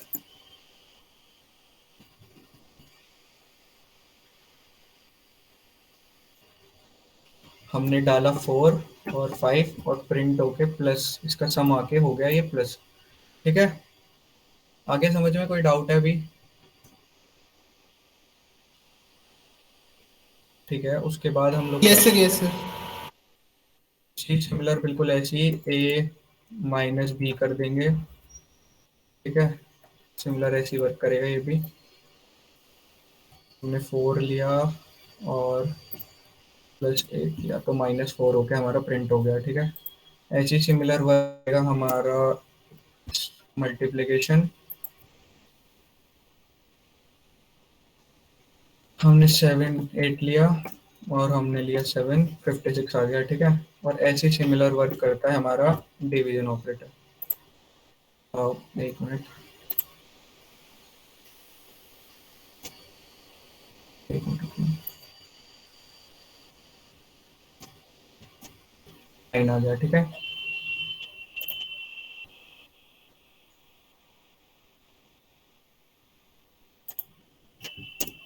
एक मिनट रुकना, और डेटा में एक बार वेरिएबल्स और बता देता हूँ। हाँ, वेरिएबल्स, वेरिएबल्स बेसिकली एक डेटा नेम होता है, उसे use to store data. Basically एक नेम हमें डिसाइड करना है कि उस नेम के अंदर हमें अपना, हम पहले डेटा टाइप लेंगे, ठीक है। एक मिनट रुको, मैं वेरिएबल दिखाना, स्टोर बता देता हूँ। इंट लिया, ठीक है। इसमें हमने बेसिकली सबसे पहले लिया अपना data, data type, int data type है हमारी, ठीक है। फिर हमने वेरिएबल का नेम असाइन करा, लाइक हम लेते हैं फर्स्ट प्रोग्राम, फर्स्ट प्रोग्राम, ठीक है। तो हमारा ये हो गया वेरिएबल नेम, ठीक है। अब इसके अंदर हमें कुछ वैल्यू असाइन करनी है तो हम कुछ वैल्यू असाइन कर सकते हैं, या फिर हमें इसे अभी खाली छोड़ना है तो हम इसे खाली छोड़ सकते हैं, और फिर बाद में इसमें इनपुट से, यूजर से इनपुट ले सकते हैं। तो वो हमारी जो वैल्यू होगी, यूजर से इनपुट जो लेंगे, वो इसके अंदर स्टोर हो जाएगी बेसिकली, ठीक है। और सो इसमें कुछ वेरिएबल का जो नेम होता है, उसे नेम को रखने के लिए कुछ वो होते हैं, कुछ रिस्ट्रिक्शंस होती हैं बेसिकली। ये मैं बता देता हूँ, ये वैलिड नेम है, ऐसा नेम वैलिड होगा। अगर मतलब ऐसा नहीं है, एक मिनट को मैं दिखाई देता हूँ करके। यहाँ पे इंट अगर हम लिखेंगे ना फर्स्ट स्पेस नेम, तो ये हमारे ऐसा, ये वैलिड वैलिड वेरिएबल नेम नहीं है, ठीक है। पहली बात, हम स्पेस नहीं रख सकते कहीं भी। तो स्पेस भी मैंने बताया था एक डेटा टाइप होती है, वो होता है, एक मिनट को यार, ये रहा, कैरेक्टर होता है स्पेस भी, वाइट स्पेसेस भी। सो इसलिए हम वेरिएबल्स के नेम के बीच में स्पेस नहीं रख सकते, ठीक है। हम अंडरस्कोर यूज कर सकते हैं, और ये हमारा वैलिड नेम हो गया, ठीक है। और ऐसे ही हमारा क्लास, अब मैंने बताया था क्लास एक कीवर्ड है, ठीक है। कहाँ गई, हाँ ये रहा क्लास, यहाँ पे एक कीवर्ड है, ठीक है। तो हम अपना वेरिएबल नेम नहीं असाइन कर सकते इसे क्लास को। तो लाइक क्लास ऐसे ऐसे है क्लास, ठीक है। जो कीवर्ड है वो ऐसे है, तो हम ऐसे अपना वेरिएबल नेम असाइन कर सकते हैं, लाइक कैपिटल सी यूज कर सकते हैं। बट अगर हम स्मॉल सी यूज करेंगे तो वो एरर दिखा देगा। लाइक ट्राई करके देखते हैं। अगर हम ये लेते हैं, दिखा नहीं रहा, देखो, ठीक है, एरर दिखा दिया इसने, क्योंकि हमारा क्लास ऑलरेडी कीवर्ड है और ये वर्ड ऑलरेडी इसमें स्टोर्ड है, ठीक है। तो हम ऐसे ना वेरिएबल का नेम कुछ और नहीं डाल सकते जो कीवर्ड ऑलरेडी है, एग्जिस्टिंग है। उसके बाद हाँ, तो हम बेसिकली वेरिएबल का नेम वो नहीं रख सकते जो कीवर्ड्स ऑलरेडी एडेड हैं। उसके बाद हम लोग ऐसे कोई डॉलर, ऐसे कोई साइन नहीं डाल सकते, ठीक है, स्पेशल कैरेक्टर नहीं डाल सकते कोई भी। और हम लोग बस यही है।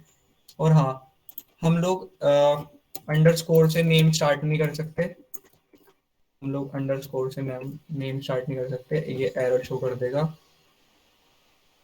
ठीक है, ये एरर शो करेगा बेसिकली। और इसके बाद क्या है, हाँ, ड्राइव डेटा टाइप्स बेसिकली हम अभी नेक्स्ट सेशंस में लेंगे, पढ़ाएंगे पूरा डिटेल में। सो अभी इस पे नहीं जाते हैं, सिर्फ फंडामेंटल्स पे रहते हैं। इसके बाद डिक्लेयरिंग एंड इनिशियलाइजेशन नितिन कराएगा।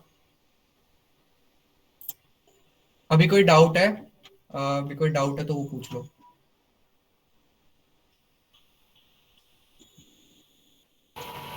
सर तो इसमें yes, your voice is lagging. अब सही है सर? हाँ, अब सही है, बोलो।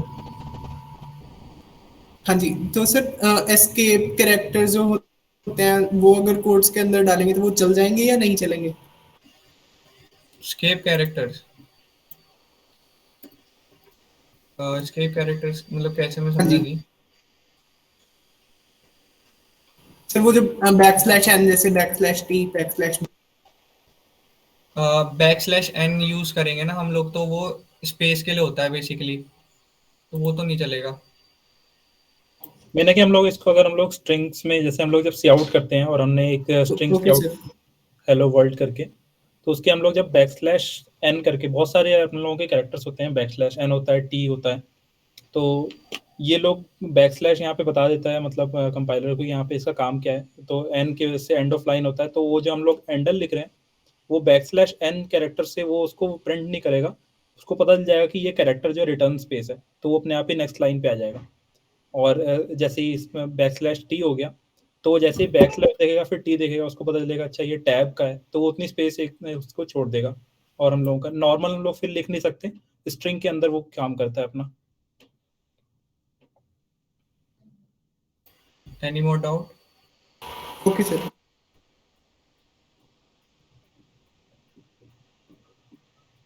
हाँ, नितिन कर ले मतलब कंटिन्यू। ठीक है ठीक है। इसके आगे हम लोगों का आज का तो वैसे हम लोग एक इफ एल्स पार्ट जल्दी से कर लेंगे। इस शुरुआत में थोड़ा सा लगा था टाइम, मैं पूरी स्क्रीन को प्रिंट कर देता हूँ।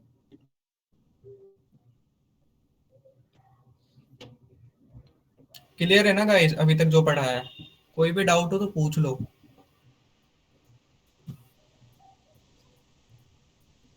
क्लास जो है यश 15-20 मिनट और चल सकती है, क्योंकि अभी हम लोग इफ एल्स पे आज खत्म करेंगे। मेन स्विच हम लोग देखेंगे कल करना है कि नहीं, लेकिन वो एक इम्पॉर्टेंट पार्ट हो जाता है हम लोगों के उसका कोड का, हम लोग जब भी काम करते हैं उसमें। तो डिक्लेयरिंग एंड इनिशियलाइजेशन जो एक पार्ट है, ये वाला तो कनिष्क ने अभी करा ही दिया। मेन हम लोग किस तरह हम लोग प्रोग्राम बनाते हैं। पीछे का पार्ट देख ले एक बार, पीछे का देख हाँ, ले, कुछ आएगा, इसको पीछे का छूट रखा देखूंगा है। एक बार, मैंने देख तो लिया था वैसे, तो अभी आ जाऊंगा उस पर। मेन है कि हम लोग ओके। जब भी प्रोग्राम बना रहे हैं तो हम लोग उसमें चीज़ें क्या क्या चाहिए होती है, वैल्यू स्टोर करानी होती है, चीज़ों को वैल्यू को प्रिंट कराते हैं, उस पर काम करते हैं, ऑपरेशन करते हैं कुछ भी, और इनपुट लेते हैं यूज़र से। तो ये सब हम लोग अभी इसमें देखें तो हम लोग इसमें मेन है कि यहाँ पे हम लोग जैसे छोड़े थे, मेरे 2 बार आ गया था सॉरी। तो कांस्टेंट हमने पढ़ लिए इंटीजर्स के, ये सब के अलग अलग इंटीजर्स जो डाल सकते हैं, 35, 98, -98। उसके बाद ये हम लोग ऐसे डाल सकते हैं, मतलब माइनस अपना चले जाएगा, उसको बदल जाएगा।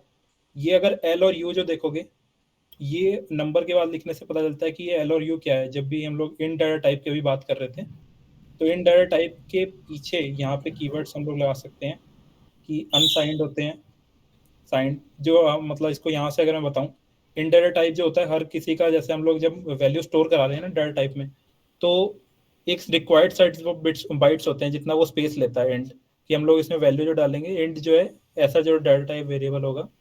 जैसे मान लो कि अगर मैंने एक इंट ए बनाया, तो ये ए जो है नाम हो गया, तो एक ए नाम हो गया, और एक मुझे जगह दे दी गई जिसमें सिर्फ इंट वैल्यू स्टोर हो सकती है।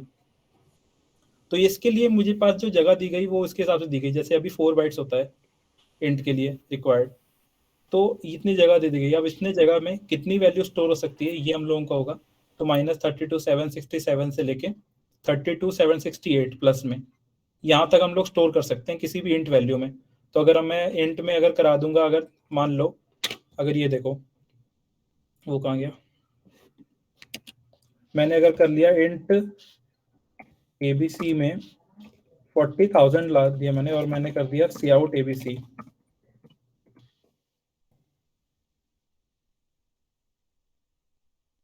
इंट में आ सकता है, एक मिनट रुको, इंट का कितना हुआ तो साइज था, वेट एक मिनट,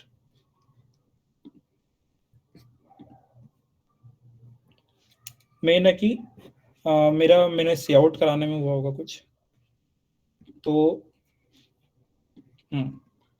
तो इंट का मेन है कि यहाँ पे मैंने जैसे ही इंट के कराए तो वैल्यू इसकी जो आती है 32,767, ये वैल्यू याद होगी कहीं ना कहीं से 2 की पावर वाली होती है, और 2 की पावर है तो हम लोग मतलब बाइनरी में आ चुके हैं, बाइट्स में आ चुके हैं।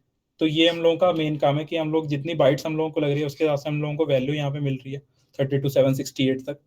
तो अनसाइंड का मतलब क्या होता है, अब जैसे देखो ये इंट जो है वो माइनस से लेके प्लस तक जा रहा है, अगर मैं इसको यहाँ पे अनसाइंड लिख दूं तो ये जितना भी अनसाइंड वाला चीज है मतलब साइज उतना ही रहेगा, लेकिन ये इस वाले को यहाँ पे डाल देगा, मतलब ये 0 से लेके 65,536 तक जाएगा, इस तरह से यहाँ तक जाएगा। तो साइन अनसाइंड की अगर हम लोगों को जरूरत नहीं है, सिर्फ ये साइंड वैल्यूज को जरूरत नहीं है नेगेटिव की, तो हम लोग अनसाइंड ले सकते हैं ये सब, तो इसके लिए काम होता है। तो ये यूज होता है अनसाइंड, हम लोगों को बताता है कि ये नंबर जो है इसमें नेगेटिव वाला नहीं है, अनसाइंड इंट वैल्यू एक है।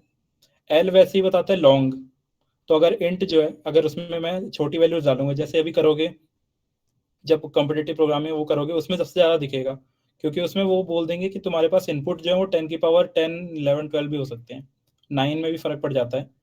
अब इतना इंट स्टोर नहीं कर सकता, इंट मतलब कि अगर डालेंगे तो वो उसमें कुछ और ही गार्बेज वैल्यू कर देगा, उतना मतलब उसको अपने हिसाब से कर देगा।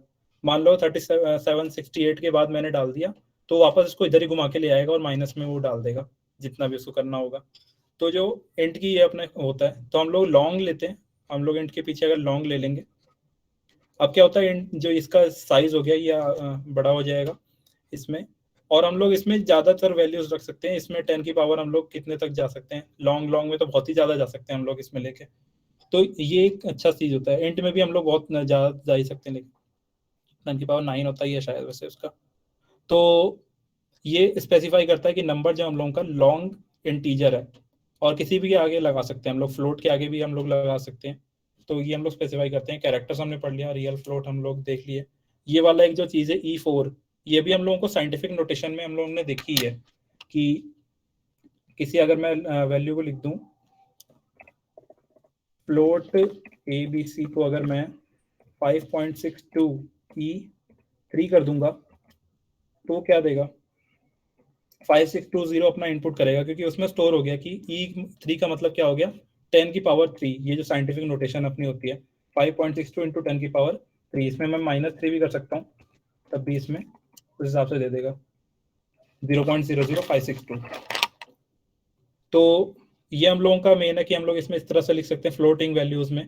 हम लोग इंटीजर्स में ये सब नहीं कर सकते, क्योंकि अगर मैंने E की पावर -2 लगा दिया तो उसमें जैसे 0.00 हो गया, अब वो 0.00 को सीधा क्या कर देगा, उसकी वैल्यू मान लो 5.0056 आ गई, तो उसको ये पहले को ही रखेगा, सीधा सीधा फ्लोर कर देता है वो, फ्लोर हम लोग जो पढ़े हैं मैथ्स में, तो 0 ही कर देगा वो इंट को, उसका डेसिमल वाला पार्ट ही हटा देता है।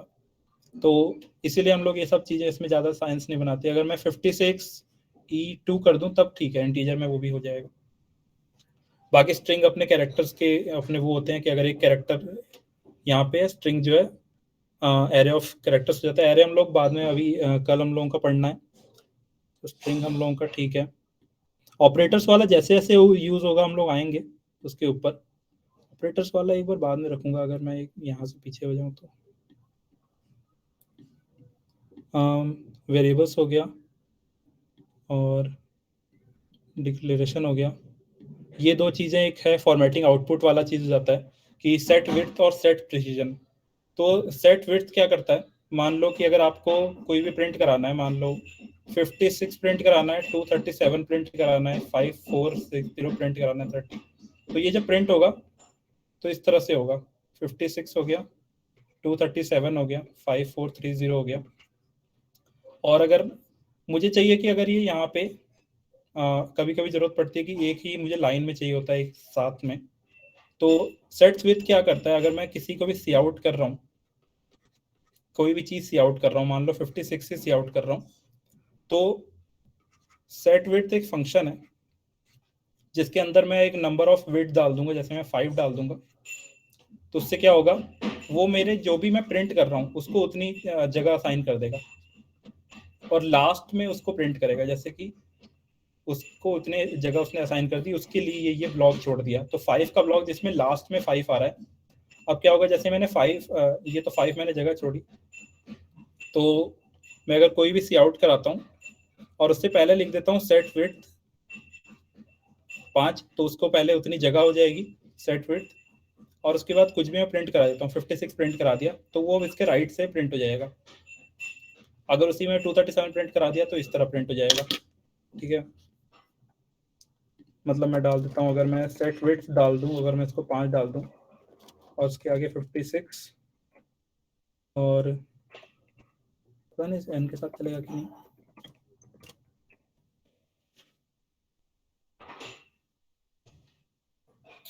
यहीं तक डालता हूँ अभी।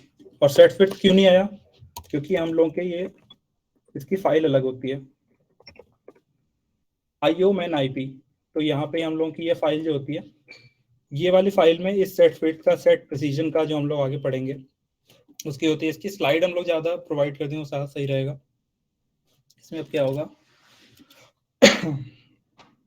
ये देख रहे हो गैप, ये गैप अगर यहाँ पे नहीं रहता, मतलब ये नहीं होता, तो ये डायरेक्ट यहाँ से प्रिंट करता। अब ये क्या है, 1 2 3 4 5 विड्थ दे दिया, इसमें लास्ट के 2 कैरेक्टर्स पे इसने 56 प्रिंट करा है।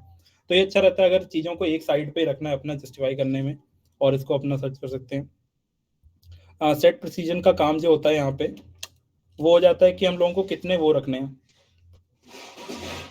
C++ में, जैसे हम लोग 0.2f करते हैं इस वाले में, ऐसे ही कुछ काम यहाँ पे भी होता है। जैसे मान लो अपना है 364.57645, तो अगर मैं उसको प्रिंट करने से पहले वाले में कैस्केड कर दूं सेट प्रिसीजन 5 कर दूं, तो अगर मैं इससे पहले यहाँ पे लगा दूं सेट प्रिसीजन 5 कर दूं और यहाँ पे मेरी वैल्यू जो है ये है, ये क्या करेगा, सिर्फ 5 वैल्यूज को ही लाएगा, पहली लास्ट वाले को राउंड ऑफ कर देगा। 4 5 था, 5 कर दिया, और ये 5 को ही लाएगा। तो अगर मैं यहाँ पे इसको 7 कर देता हूँ तो ये फर्स्ट 7 वैल्यूज को ले आएगा। लेकिन अगर इसके आगे मैं फिक्स्ड लगा देता हूँ, फिक्स्ड एक कीवर्ड इसमें आ जाता है जो अलग से अपना काम करेगा, मैं फिक्स्ड अगर लगा देता हूँ तो ये अगर मैं इसको भी 3 करके दिखाता हूँ, तो अगर सिर्फ सेट प्रिसीजन होता तो ये पहले वो करता। अब ये फिक्स्ड लगाने से क्या हुआ, ये आगे के 3 वो लगाएगा, सिर्फ 3 डेसिमल प्लेसेस तक जाएगा। तो फिक्स्ड और सेट प्रिसीजन को पहले, फिक्स्ड और सेट प्रिसीजन को लगाने के बाद अपना 3 के साथ जाता है 3 डेसिमल प्लेसेस के लिए। सिर्फ लगाऊंगा तो उतने सिग्निफिकेंट फिगर्स आएंगे। और एक आज का लास्ट टॉपिक हम लोग एक और देख लेते हैं कि हम लोग इसमें 3 चीजें करेंगे अभी C++ में। एक तो हम लोग कर ही रहे हैं, मतलब कि जब भी हम लोग कोई प्रोग्राम बना रहे हैं तो उसमें 3 चीजें हो रही है। या तो स्टेटमेंट्स, जब भी कंट्रोल, मतलब स्टेटमेंट जब हम लोग रीड करते हैं तो या तो वो मतलब सीक्वेंस में जब चलती है, जब भी कोई प्रोग्राम जैसे मेन कॉल हुआ, जब भी कंपाइलर करता है तो उसको सीक्वेंस में एग्जीक्यूट करते जाता है, पहले मेन देखेगा फिर ये देखेगा, तो सीक्वेंस हो गया। एक होता है हम लोगों का सिलेक्शन, कि हम लोग जैसे ही वो जाएगा, हम लोगों की स्टेटमेंट्स लिखी हुई है, तो बेस्ड ऑन सम कंडीशन वो कुछ स्टेटमेंट्स को एग्जीक्यूट करेगा और कुछ स्टेटमेंट्स को एग्जीक्यूट नहीं करेगा। तो वो सेलेक्ट करेगा कौन सी स्टेटमेंट को एग्जीक्यूट करना है बेस्ड ऑन कंडीशन। और एक होता है इटरेशन। इटरेशन का मतलब होता है कि एक ही स्टेटमेंट को बार बार एग्जीक्यूट करना, सेम स्टेटमेंट को। ये 3 स्टेटमेंट है, मान लो मुझे इसको बार बार एग्जीक्यूट करानी है एक नंबर ऑफ टाइम के लिए, जैसे लूप्स जो होते हैं। तो हम लोगों के इटरेटिव, सिलेक्शन और सीक्वेंस, ये 3 तरह के हम लोगों के कंट्रोल्स आ जाते हैं इसमें सीक्वेंस वाला हम लोगों का नॉर्मल है, हम लोग नॉर्मल करते रहते हैं कि किसी भी हम लोग प्रोग्राम में ना सेंटेंस तो मतलब वो अपना एग्जीक्यूट तो कर ही रहा है। सिलेक्शन में क्या आता है, इफ एल्स वाली चीजें हम लोगों का आज का लास्ट टॉपिक आता है कि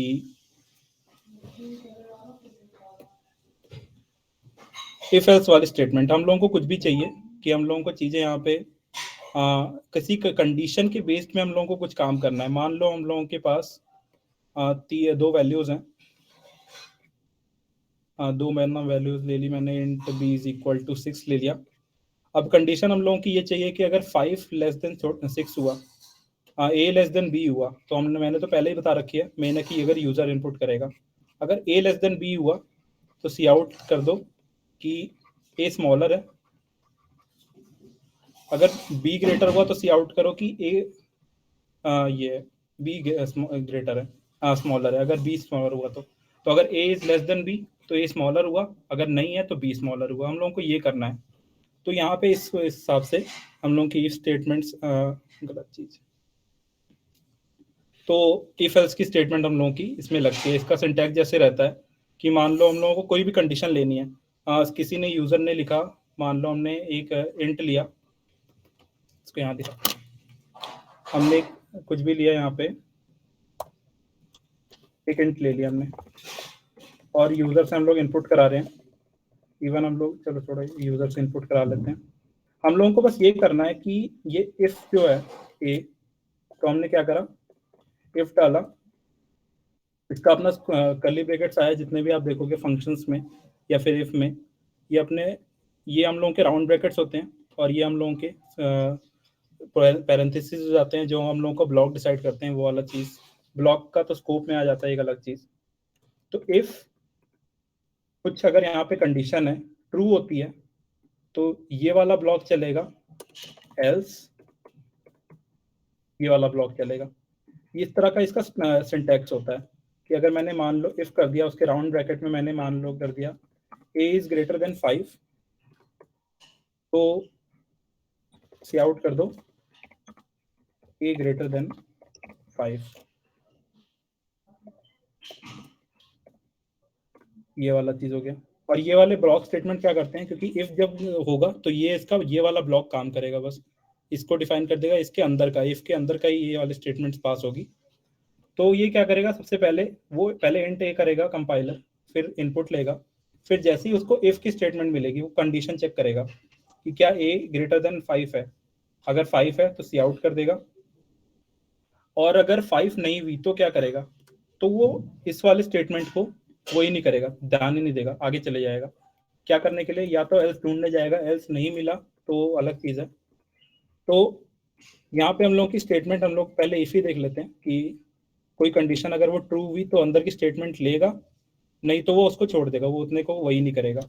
तो अगर मैं सीन कर लेता हूँ, एक मिनट,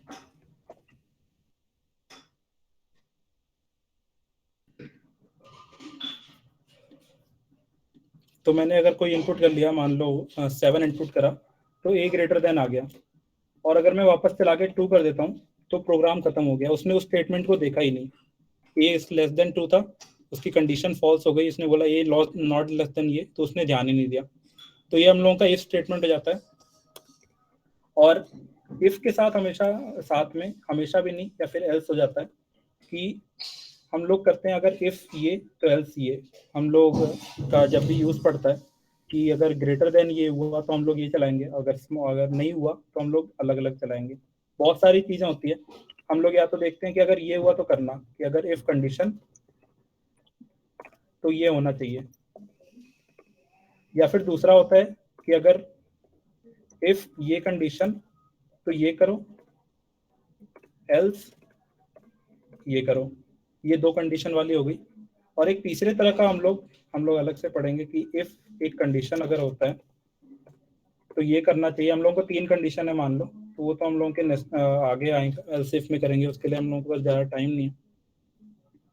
मैंने कि अब हम लोगों की इफ एल्स कंडीशन हो गई तो क्या करेगा वो कि इफ कंडीशन सर्च करेगा, अगर उसको नहीं मिला तो ये करता है कि इसके पास नेक्स्ट वो एल्स को ढूंढता है, अगर एल्स उसको मिला या नहीं मिला। तो जैसे इसको एल्स मिला हम लोग लिखे तो यहाँ पे कुछ लिख देंगे, तो इफ मैंने ऊपर लिख रखा है ना, मैंने इस वाले में लिख दिया नॉट ग्रेटर। तो इसमें क्या हुआ, क्या वो देखेगा इफ में a ग्रेटर देन 5 है तो उसको कर देगा, एल्स को वो नहीं देखेगा, क्योंकि वो इफ को जैसे ही करा वो उसने पूरा का पूरा अपना ये ब्लॉक छोड़ दिया, एल्स वाला पार्ट को उसको पता चल जाएगा कि हाँ ये वाला हो गया, तो इसको अब देखेंगे नहीं। तो एक तरह से क्या होता है, जैसे ही अगर मैंने 7 लिखा तो उसने लिखा a ग्रेटर देन, और उसके बाद से उसने एल्स वाला पार्ट को वो कर दिया, इग्नोर कर दिया, क्योंकि उसका इफ वाले पार्ट में ये वैल्यू ट्रू हो गई, तो जो जो यहाँ पे होगा यहाँ पे प्रिंट हो जाएगा।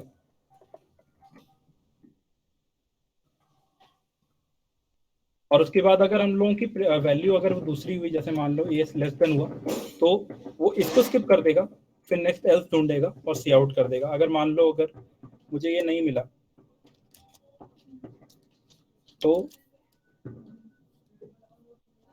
मैं इसको 2 लिख दूंगा, तो वो कुछ नहीं करेगा, उसको एल्स मिला नहीं तो वो आगे बढ़ जाएगा अपना। मान लो अगर मैं सी आउट अगर 5 यहाँ पे कर सकता हूँ, तो अब इसमें क्या है कि अगर मैं 8 लिख रहा हूँ तो a ग्रेटर देन 5, इसके पीछे ये लिख डाल देते हैं।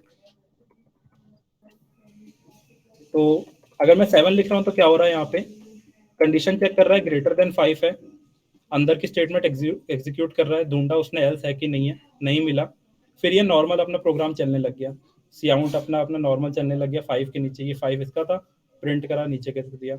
अगर एल्स लगा होता तो क्या करता, 2 करता, तो नॉट ग्रेटर आता, और उसके बाद से इफ वाला पार्ट स्किप करके एल्स मिल गया उसको, नॉट ग्रेटर में आ गया, सी आउट अपना 5 नॉर्मल अपना चलने लग गया। तो ये हम लोगों के इफ एल्स वाला चीज़ है कि हम लोग कहीं कहाँ यूज़ कर सकते हैं, वो हम लोगों के क्वेश्चन पे डिपेंड करता है, हम लोग क्या यूज़ कर रहे हैं उसका। तो जैसे हम लोग आगे चीज़ें पढ़ेंगे, कल एरेज पढ़ेंगे, लूप्स पढ़ेंगे जब, तो उस वाले में हम लोगों को अलग अलग जगह के यूज केसेस दिखेंगे कि हम लोग इफ को हम लोग कहाँ कर रहे हैं, कि हम लोग को कंडीशन कहाँ पड़ रही है अपने प्रोग्राम में, कि हम लोगों को कहाँ पे सेलेक्टिव स्टेटमेंट्स करनी है, कि कहाँ पे कौन सा चाहिए, कहाँ पे कौन सा चाहिए इसमें स्टेटमेंट्स में। और उसके बाद आ जाएगा कि अपना एल्स इफ वाला, उसको भी मेंशन नहीं करना चाहिए वैसे तो आज वाला पार्ट इतना हम लोगों का कवर हो गया, ठीक है। किसी के कोई अभी डाउट है तो बताओ। सर एक बार वो प्रिसीजन और फिक्स्ड वाला बता दो दोबारा। सेट प्रिसीजन फिक्स वाला, अच्छा। तो मेन है कि उसमें क्या होता है कि हम लोगों को कभी कभी कोई ऐसे वैल्यू चाहिए होती है, हम लोगों की वैल्यू जो है इंट फ्लोट में लेते हैं, फ्लोट भी हम लोगों की है 564.24 के, और हम लोगों को क्वेश्चन दिया हुआ है कि C out print this up to 2 decimal places. तो ये देखो यहाँ पे क्या कर रहा है, ये डेसिमल तक प्रिंट करेगा और उसके बाद बैकस्लैश n मिलेगा, तो यहाँ पे वो नेक्स्ट लाइन कर देगा अपने आप ही स्ट्रिंग में, वो उसको रीड करके। तो ये मैंने इसका बताने वाला। अब जैसे उसने फ्लोट b इक्वल टू उसने वो ले लिया, वैल्यू है, मुझे चाहिए कि ये 2 डेसिमल प्लेसेस तक ही प्रिंट करे, तो यहाँ पे मैं क्या करूँगा, इस सी आउट में मेरे पास एक फंक्शन है जो कि मैं सी आउट के साथ ही लगाऊंगा। इसमें और भी तरीके होते हैं, लेकिन मैं जैसे प्रेफर करता हूँ, मैं इसके साथ ही कैस्केड कर सकता हूँ। मैंने एक सेट प्रिसीजन लगाया। सेट प्रिसीजन फंक्शन क्या होता है, जो कि हम लोगों को बताता है कितने वैल्यूज तक हम लोग 2 यूज होते हैं। जैसे मैंने मान लो 2 लिख दिया, तो अब ये यहाँ पे क्या करेगा, 2 करने के बाद मैंने अपना b को प्रिंट करा दूंगा मैं, होगा क्या, सी आउट, फिर उसके बाद उसको पता चला कि सेट प्रिसीजन कितना करना है, आगे वाली वैल्यूज के लिए 2 होना चाहिए b। ध्यान देना, अगर मैं यहाँ पे पहले इसको सी आउट में डाल दिया और नेक्स्ट सी आउट कर दिया तो ये 2 अलग हो गया।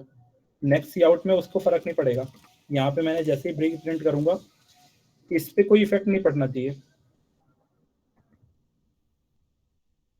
तो ये अपना जिस तरह से है 5.6 इंटू ये, अगर मैं इसको पीछे ला दूं,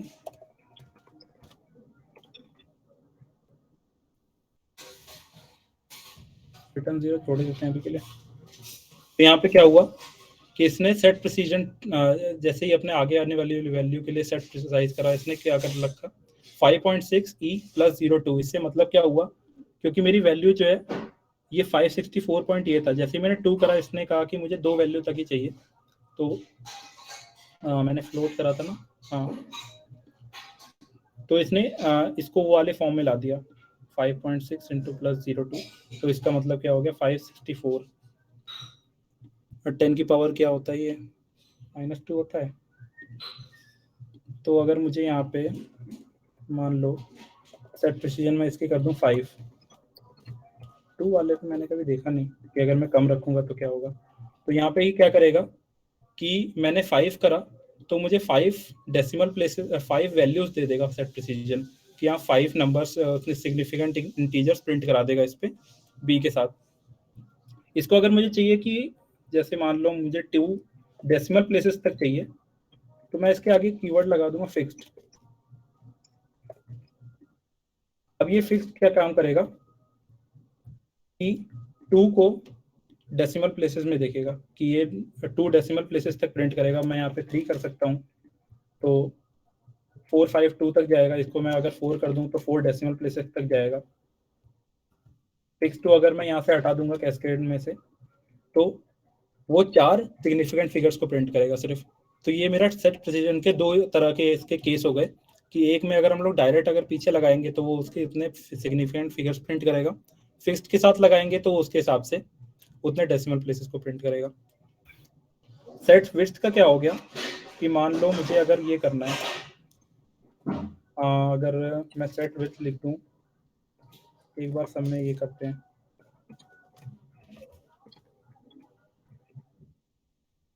पता नहीं नीचे आने के साथ वो होगा कि नहीं,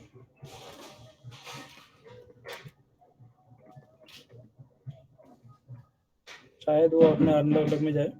तो मेन है कि सेट विड्थ मैंने जिस वाले के पीछे लगाया उसने क्या करा, सेट विड्थ ने कि ये 5 कैरेक्टर्स हैं। तो अगर मैं ध्यान से देखोगे तो एक यहाँ पे 2, जैसे इन 3 के अगर यहाँ पे ये 3 हो गए कैरेक्टर्स, यहाँ पे एक और कैरेक्टर हो गया, ये 5। तो उसने आने वाली वैल्यू के लिए उतना सेट विड्थ उसने वो स्पेसिफाई कर दिया कि 5 इसमें जगह होनी चाहिए और 5 को उसके लास्ट में लगा लिया। अब ऐसा नहीं है कि उसने 5 कैरेक्टर्स छोड़ के उसके बाद लगाया, उसने उसको 5 कैरेक्टर्स दिए उसकी जगह और उसके बाद करा। अगर मैं इसको वो कर दूं कि इसके आगे भी अगर सेट विड्थ 5 कर दूं और इसके आगे भी सेट विड्थ 5 कर दूं, तो क्या करेगा ये, अब हर किसी को उतनी जगह दे दिया। अब जैसे 675 था, उसके पास तो 3 कैरेक्टर्स पहले से ही थे, तो सिर्फ 2 कैरेक्टर्स छूटे, इसके पास ऐसे सब यहाँ पे राइट जस्टिफाई हो चुके हैं अपने हिसाब से। तो हम लोगों को कभी भी अगर हम लोगों को लिखना है कि जैसे हम लोग टेबुलर फॉर्म में अगर कुछ डालना चाहते हैं उसके लिए यूज करते हैं, मतलब यूज केस बहुत कम होता है जो हम लोग आगे करने वाले हैं चीजें, लेकिन एक सही चीज है यहाँ पे बताने के लिए। और कुछ यहाँ पे डाउट किसी का? फिक्स्ड वाला भी हुआ।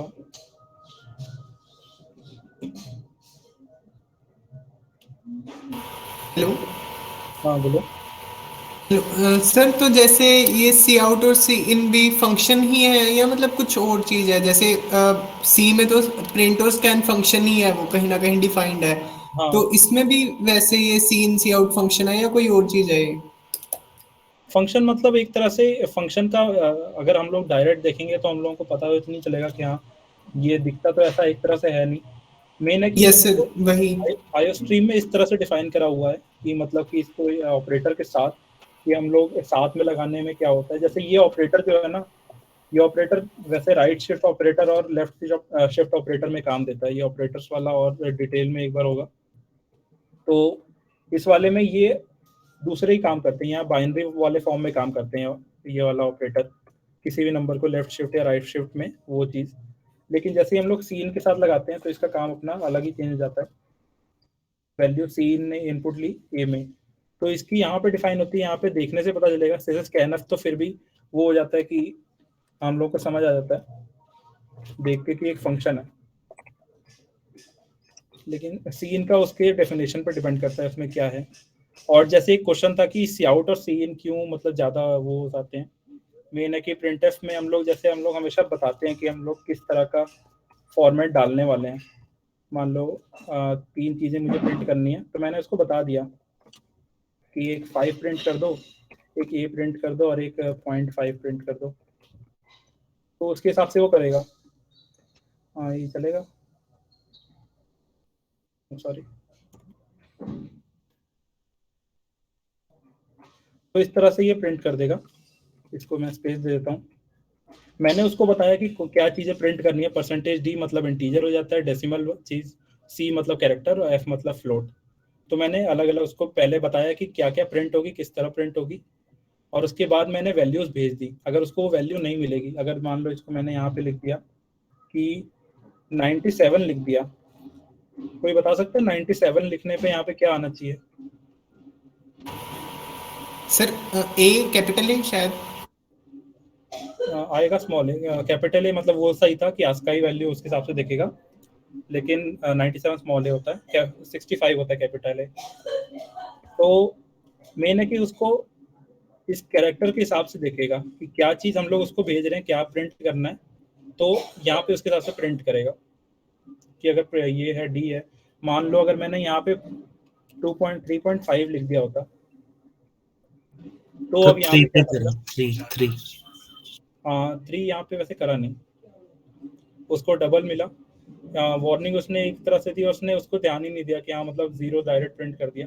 मुझे भी एक तरह से लगा था इसको प्रिंट करना चाहिए था। मैंने कि हम लोग सीधा डबल में भेज रहे हैं इसका एक तरह, ये वाला चीज़। तो टाइप कन्वर्जन एक वो भी एक चीज़ ही है।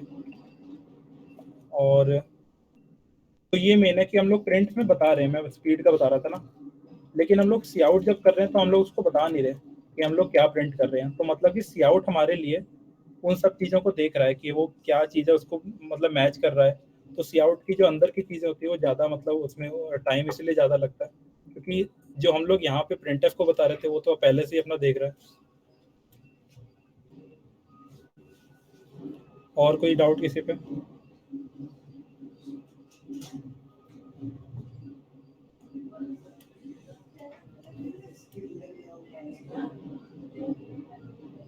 हाँ रिसोर्सेज तो ठीक है, उसमें हो गया, बातें शुरू हो गया आज।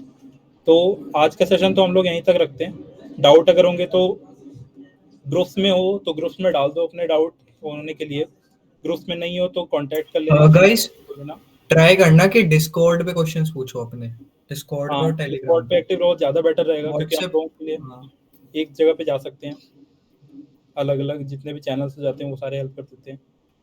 कल से हम लोग एरे और लूप्स वाले पे आ जाएंगे, जिसमें हम लोगों के पैटर्न क्वेश्चंस होंगे। यहाँ पे वैभव है कि नहीं? वैभव ने एक सोर्स एक बार भेजा था कि हाँ मैं पैटर्न वाला क्वेश्चन कर रहा हूँ, शायद वही था, कोई और था, मुझे याद नहीं आ रहा कि किसी का। वैभव नहीं पूछा था वो। हाँ, यूडेमी पे पैटर्न वाले क्वेश्चंस कर रहा था, उसके मुझे थंबनेल पे बड़ा अच्छा एक पैटर्न दिखा था। वैभव अगर भेज देगा मैं देख लेंगे। ओके सर, भेज दूंगा। क्या वैभव? हाँ सर, मैंने खरीदा था वो कोर्स। अच्छा, तो उसके एक पैटर्न जो है मतलब बहुत सही दिखा। तो कल जो हम लोग करेंगे पैटर्न वाले क्वेश्चंस पे करेंगे, क्योंकि उसके फॉर लूप्स और एरेज जो है उसमें ज़्यादा सही उसमें समझ आ जाता है कि मतलब बेसिकली फॉर लूप्स को हम लोग किस तरह यूज़ कर सकते हैं चीज़ों में आगे, वो आता है।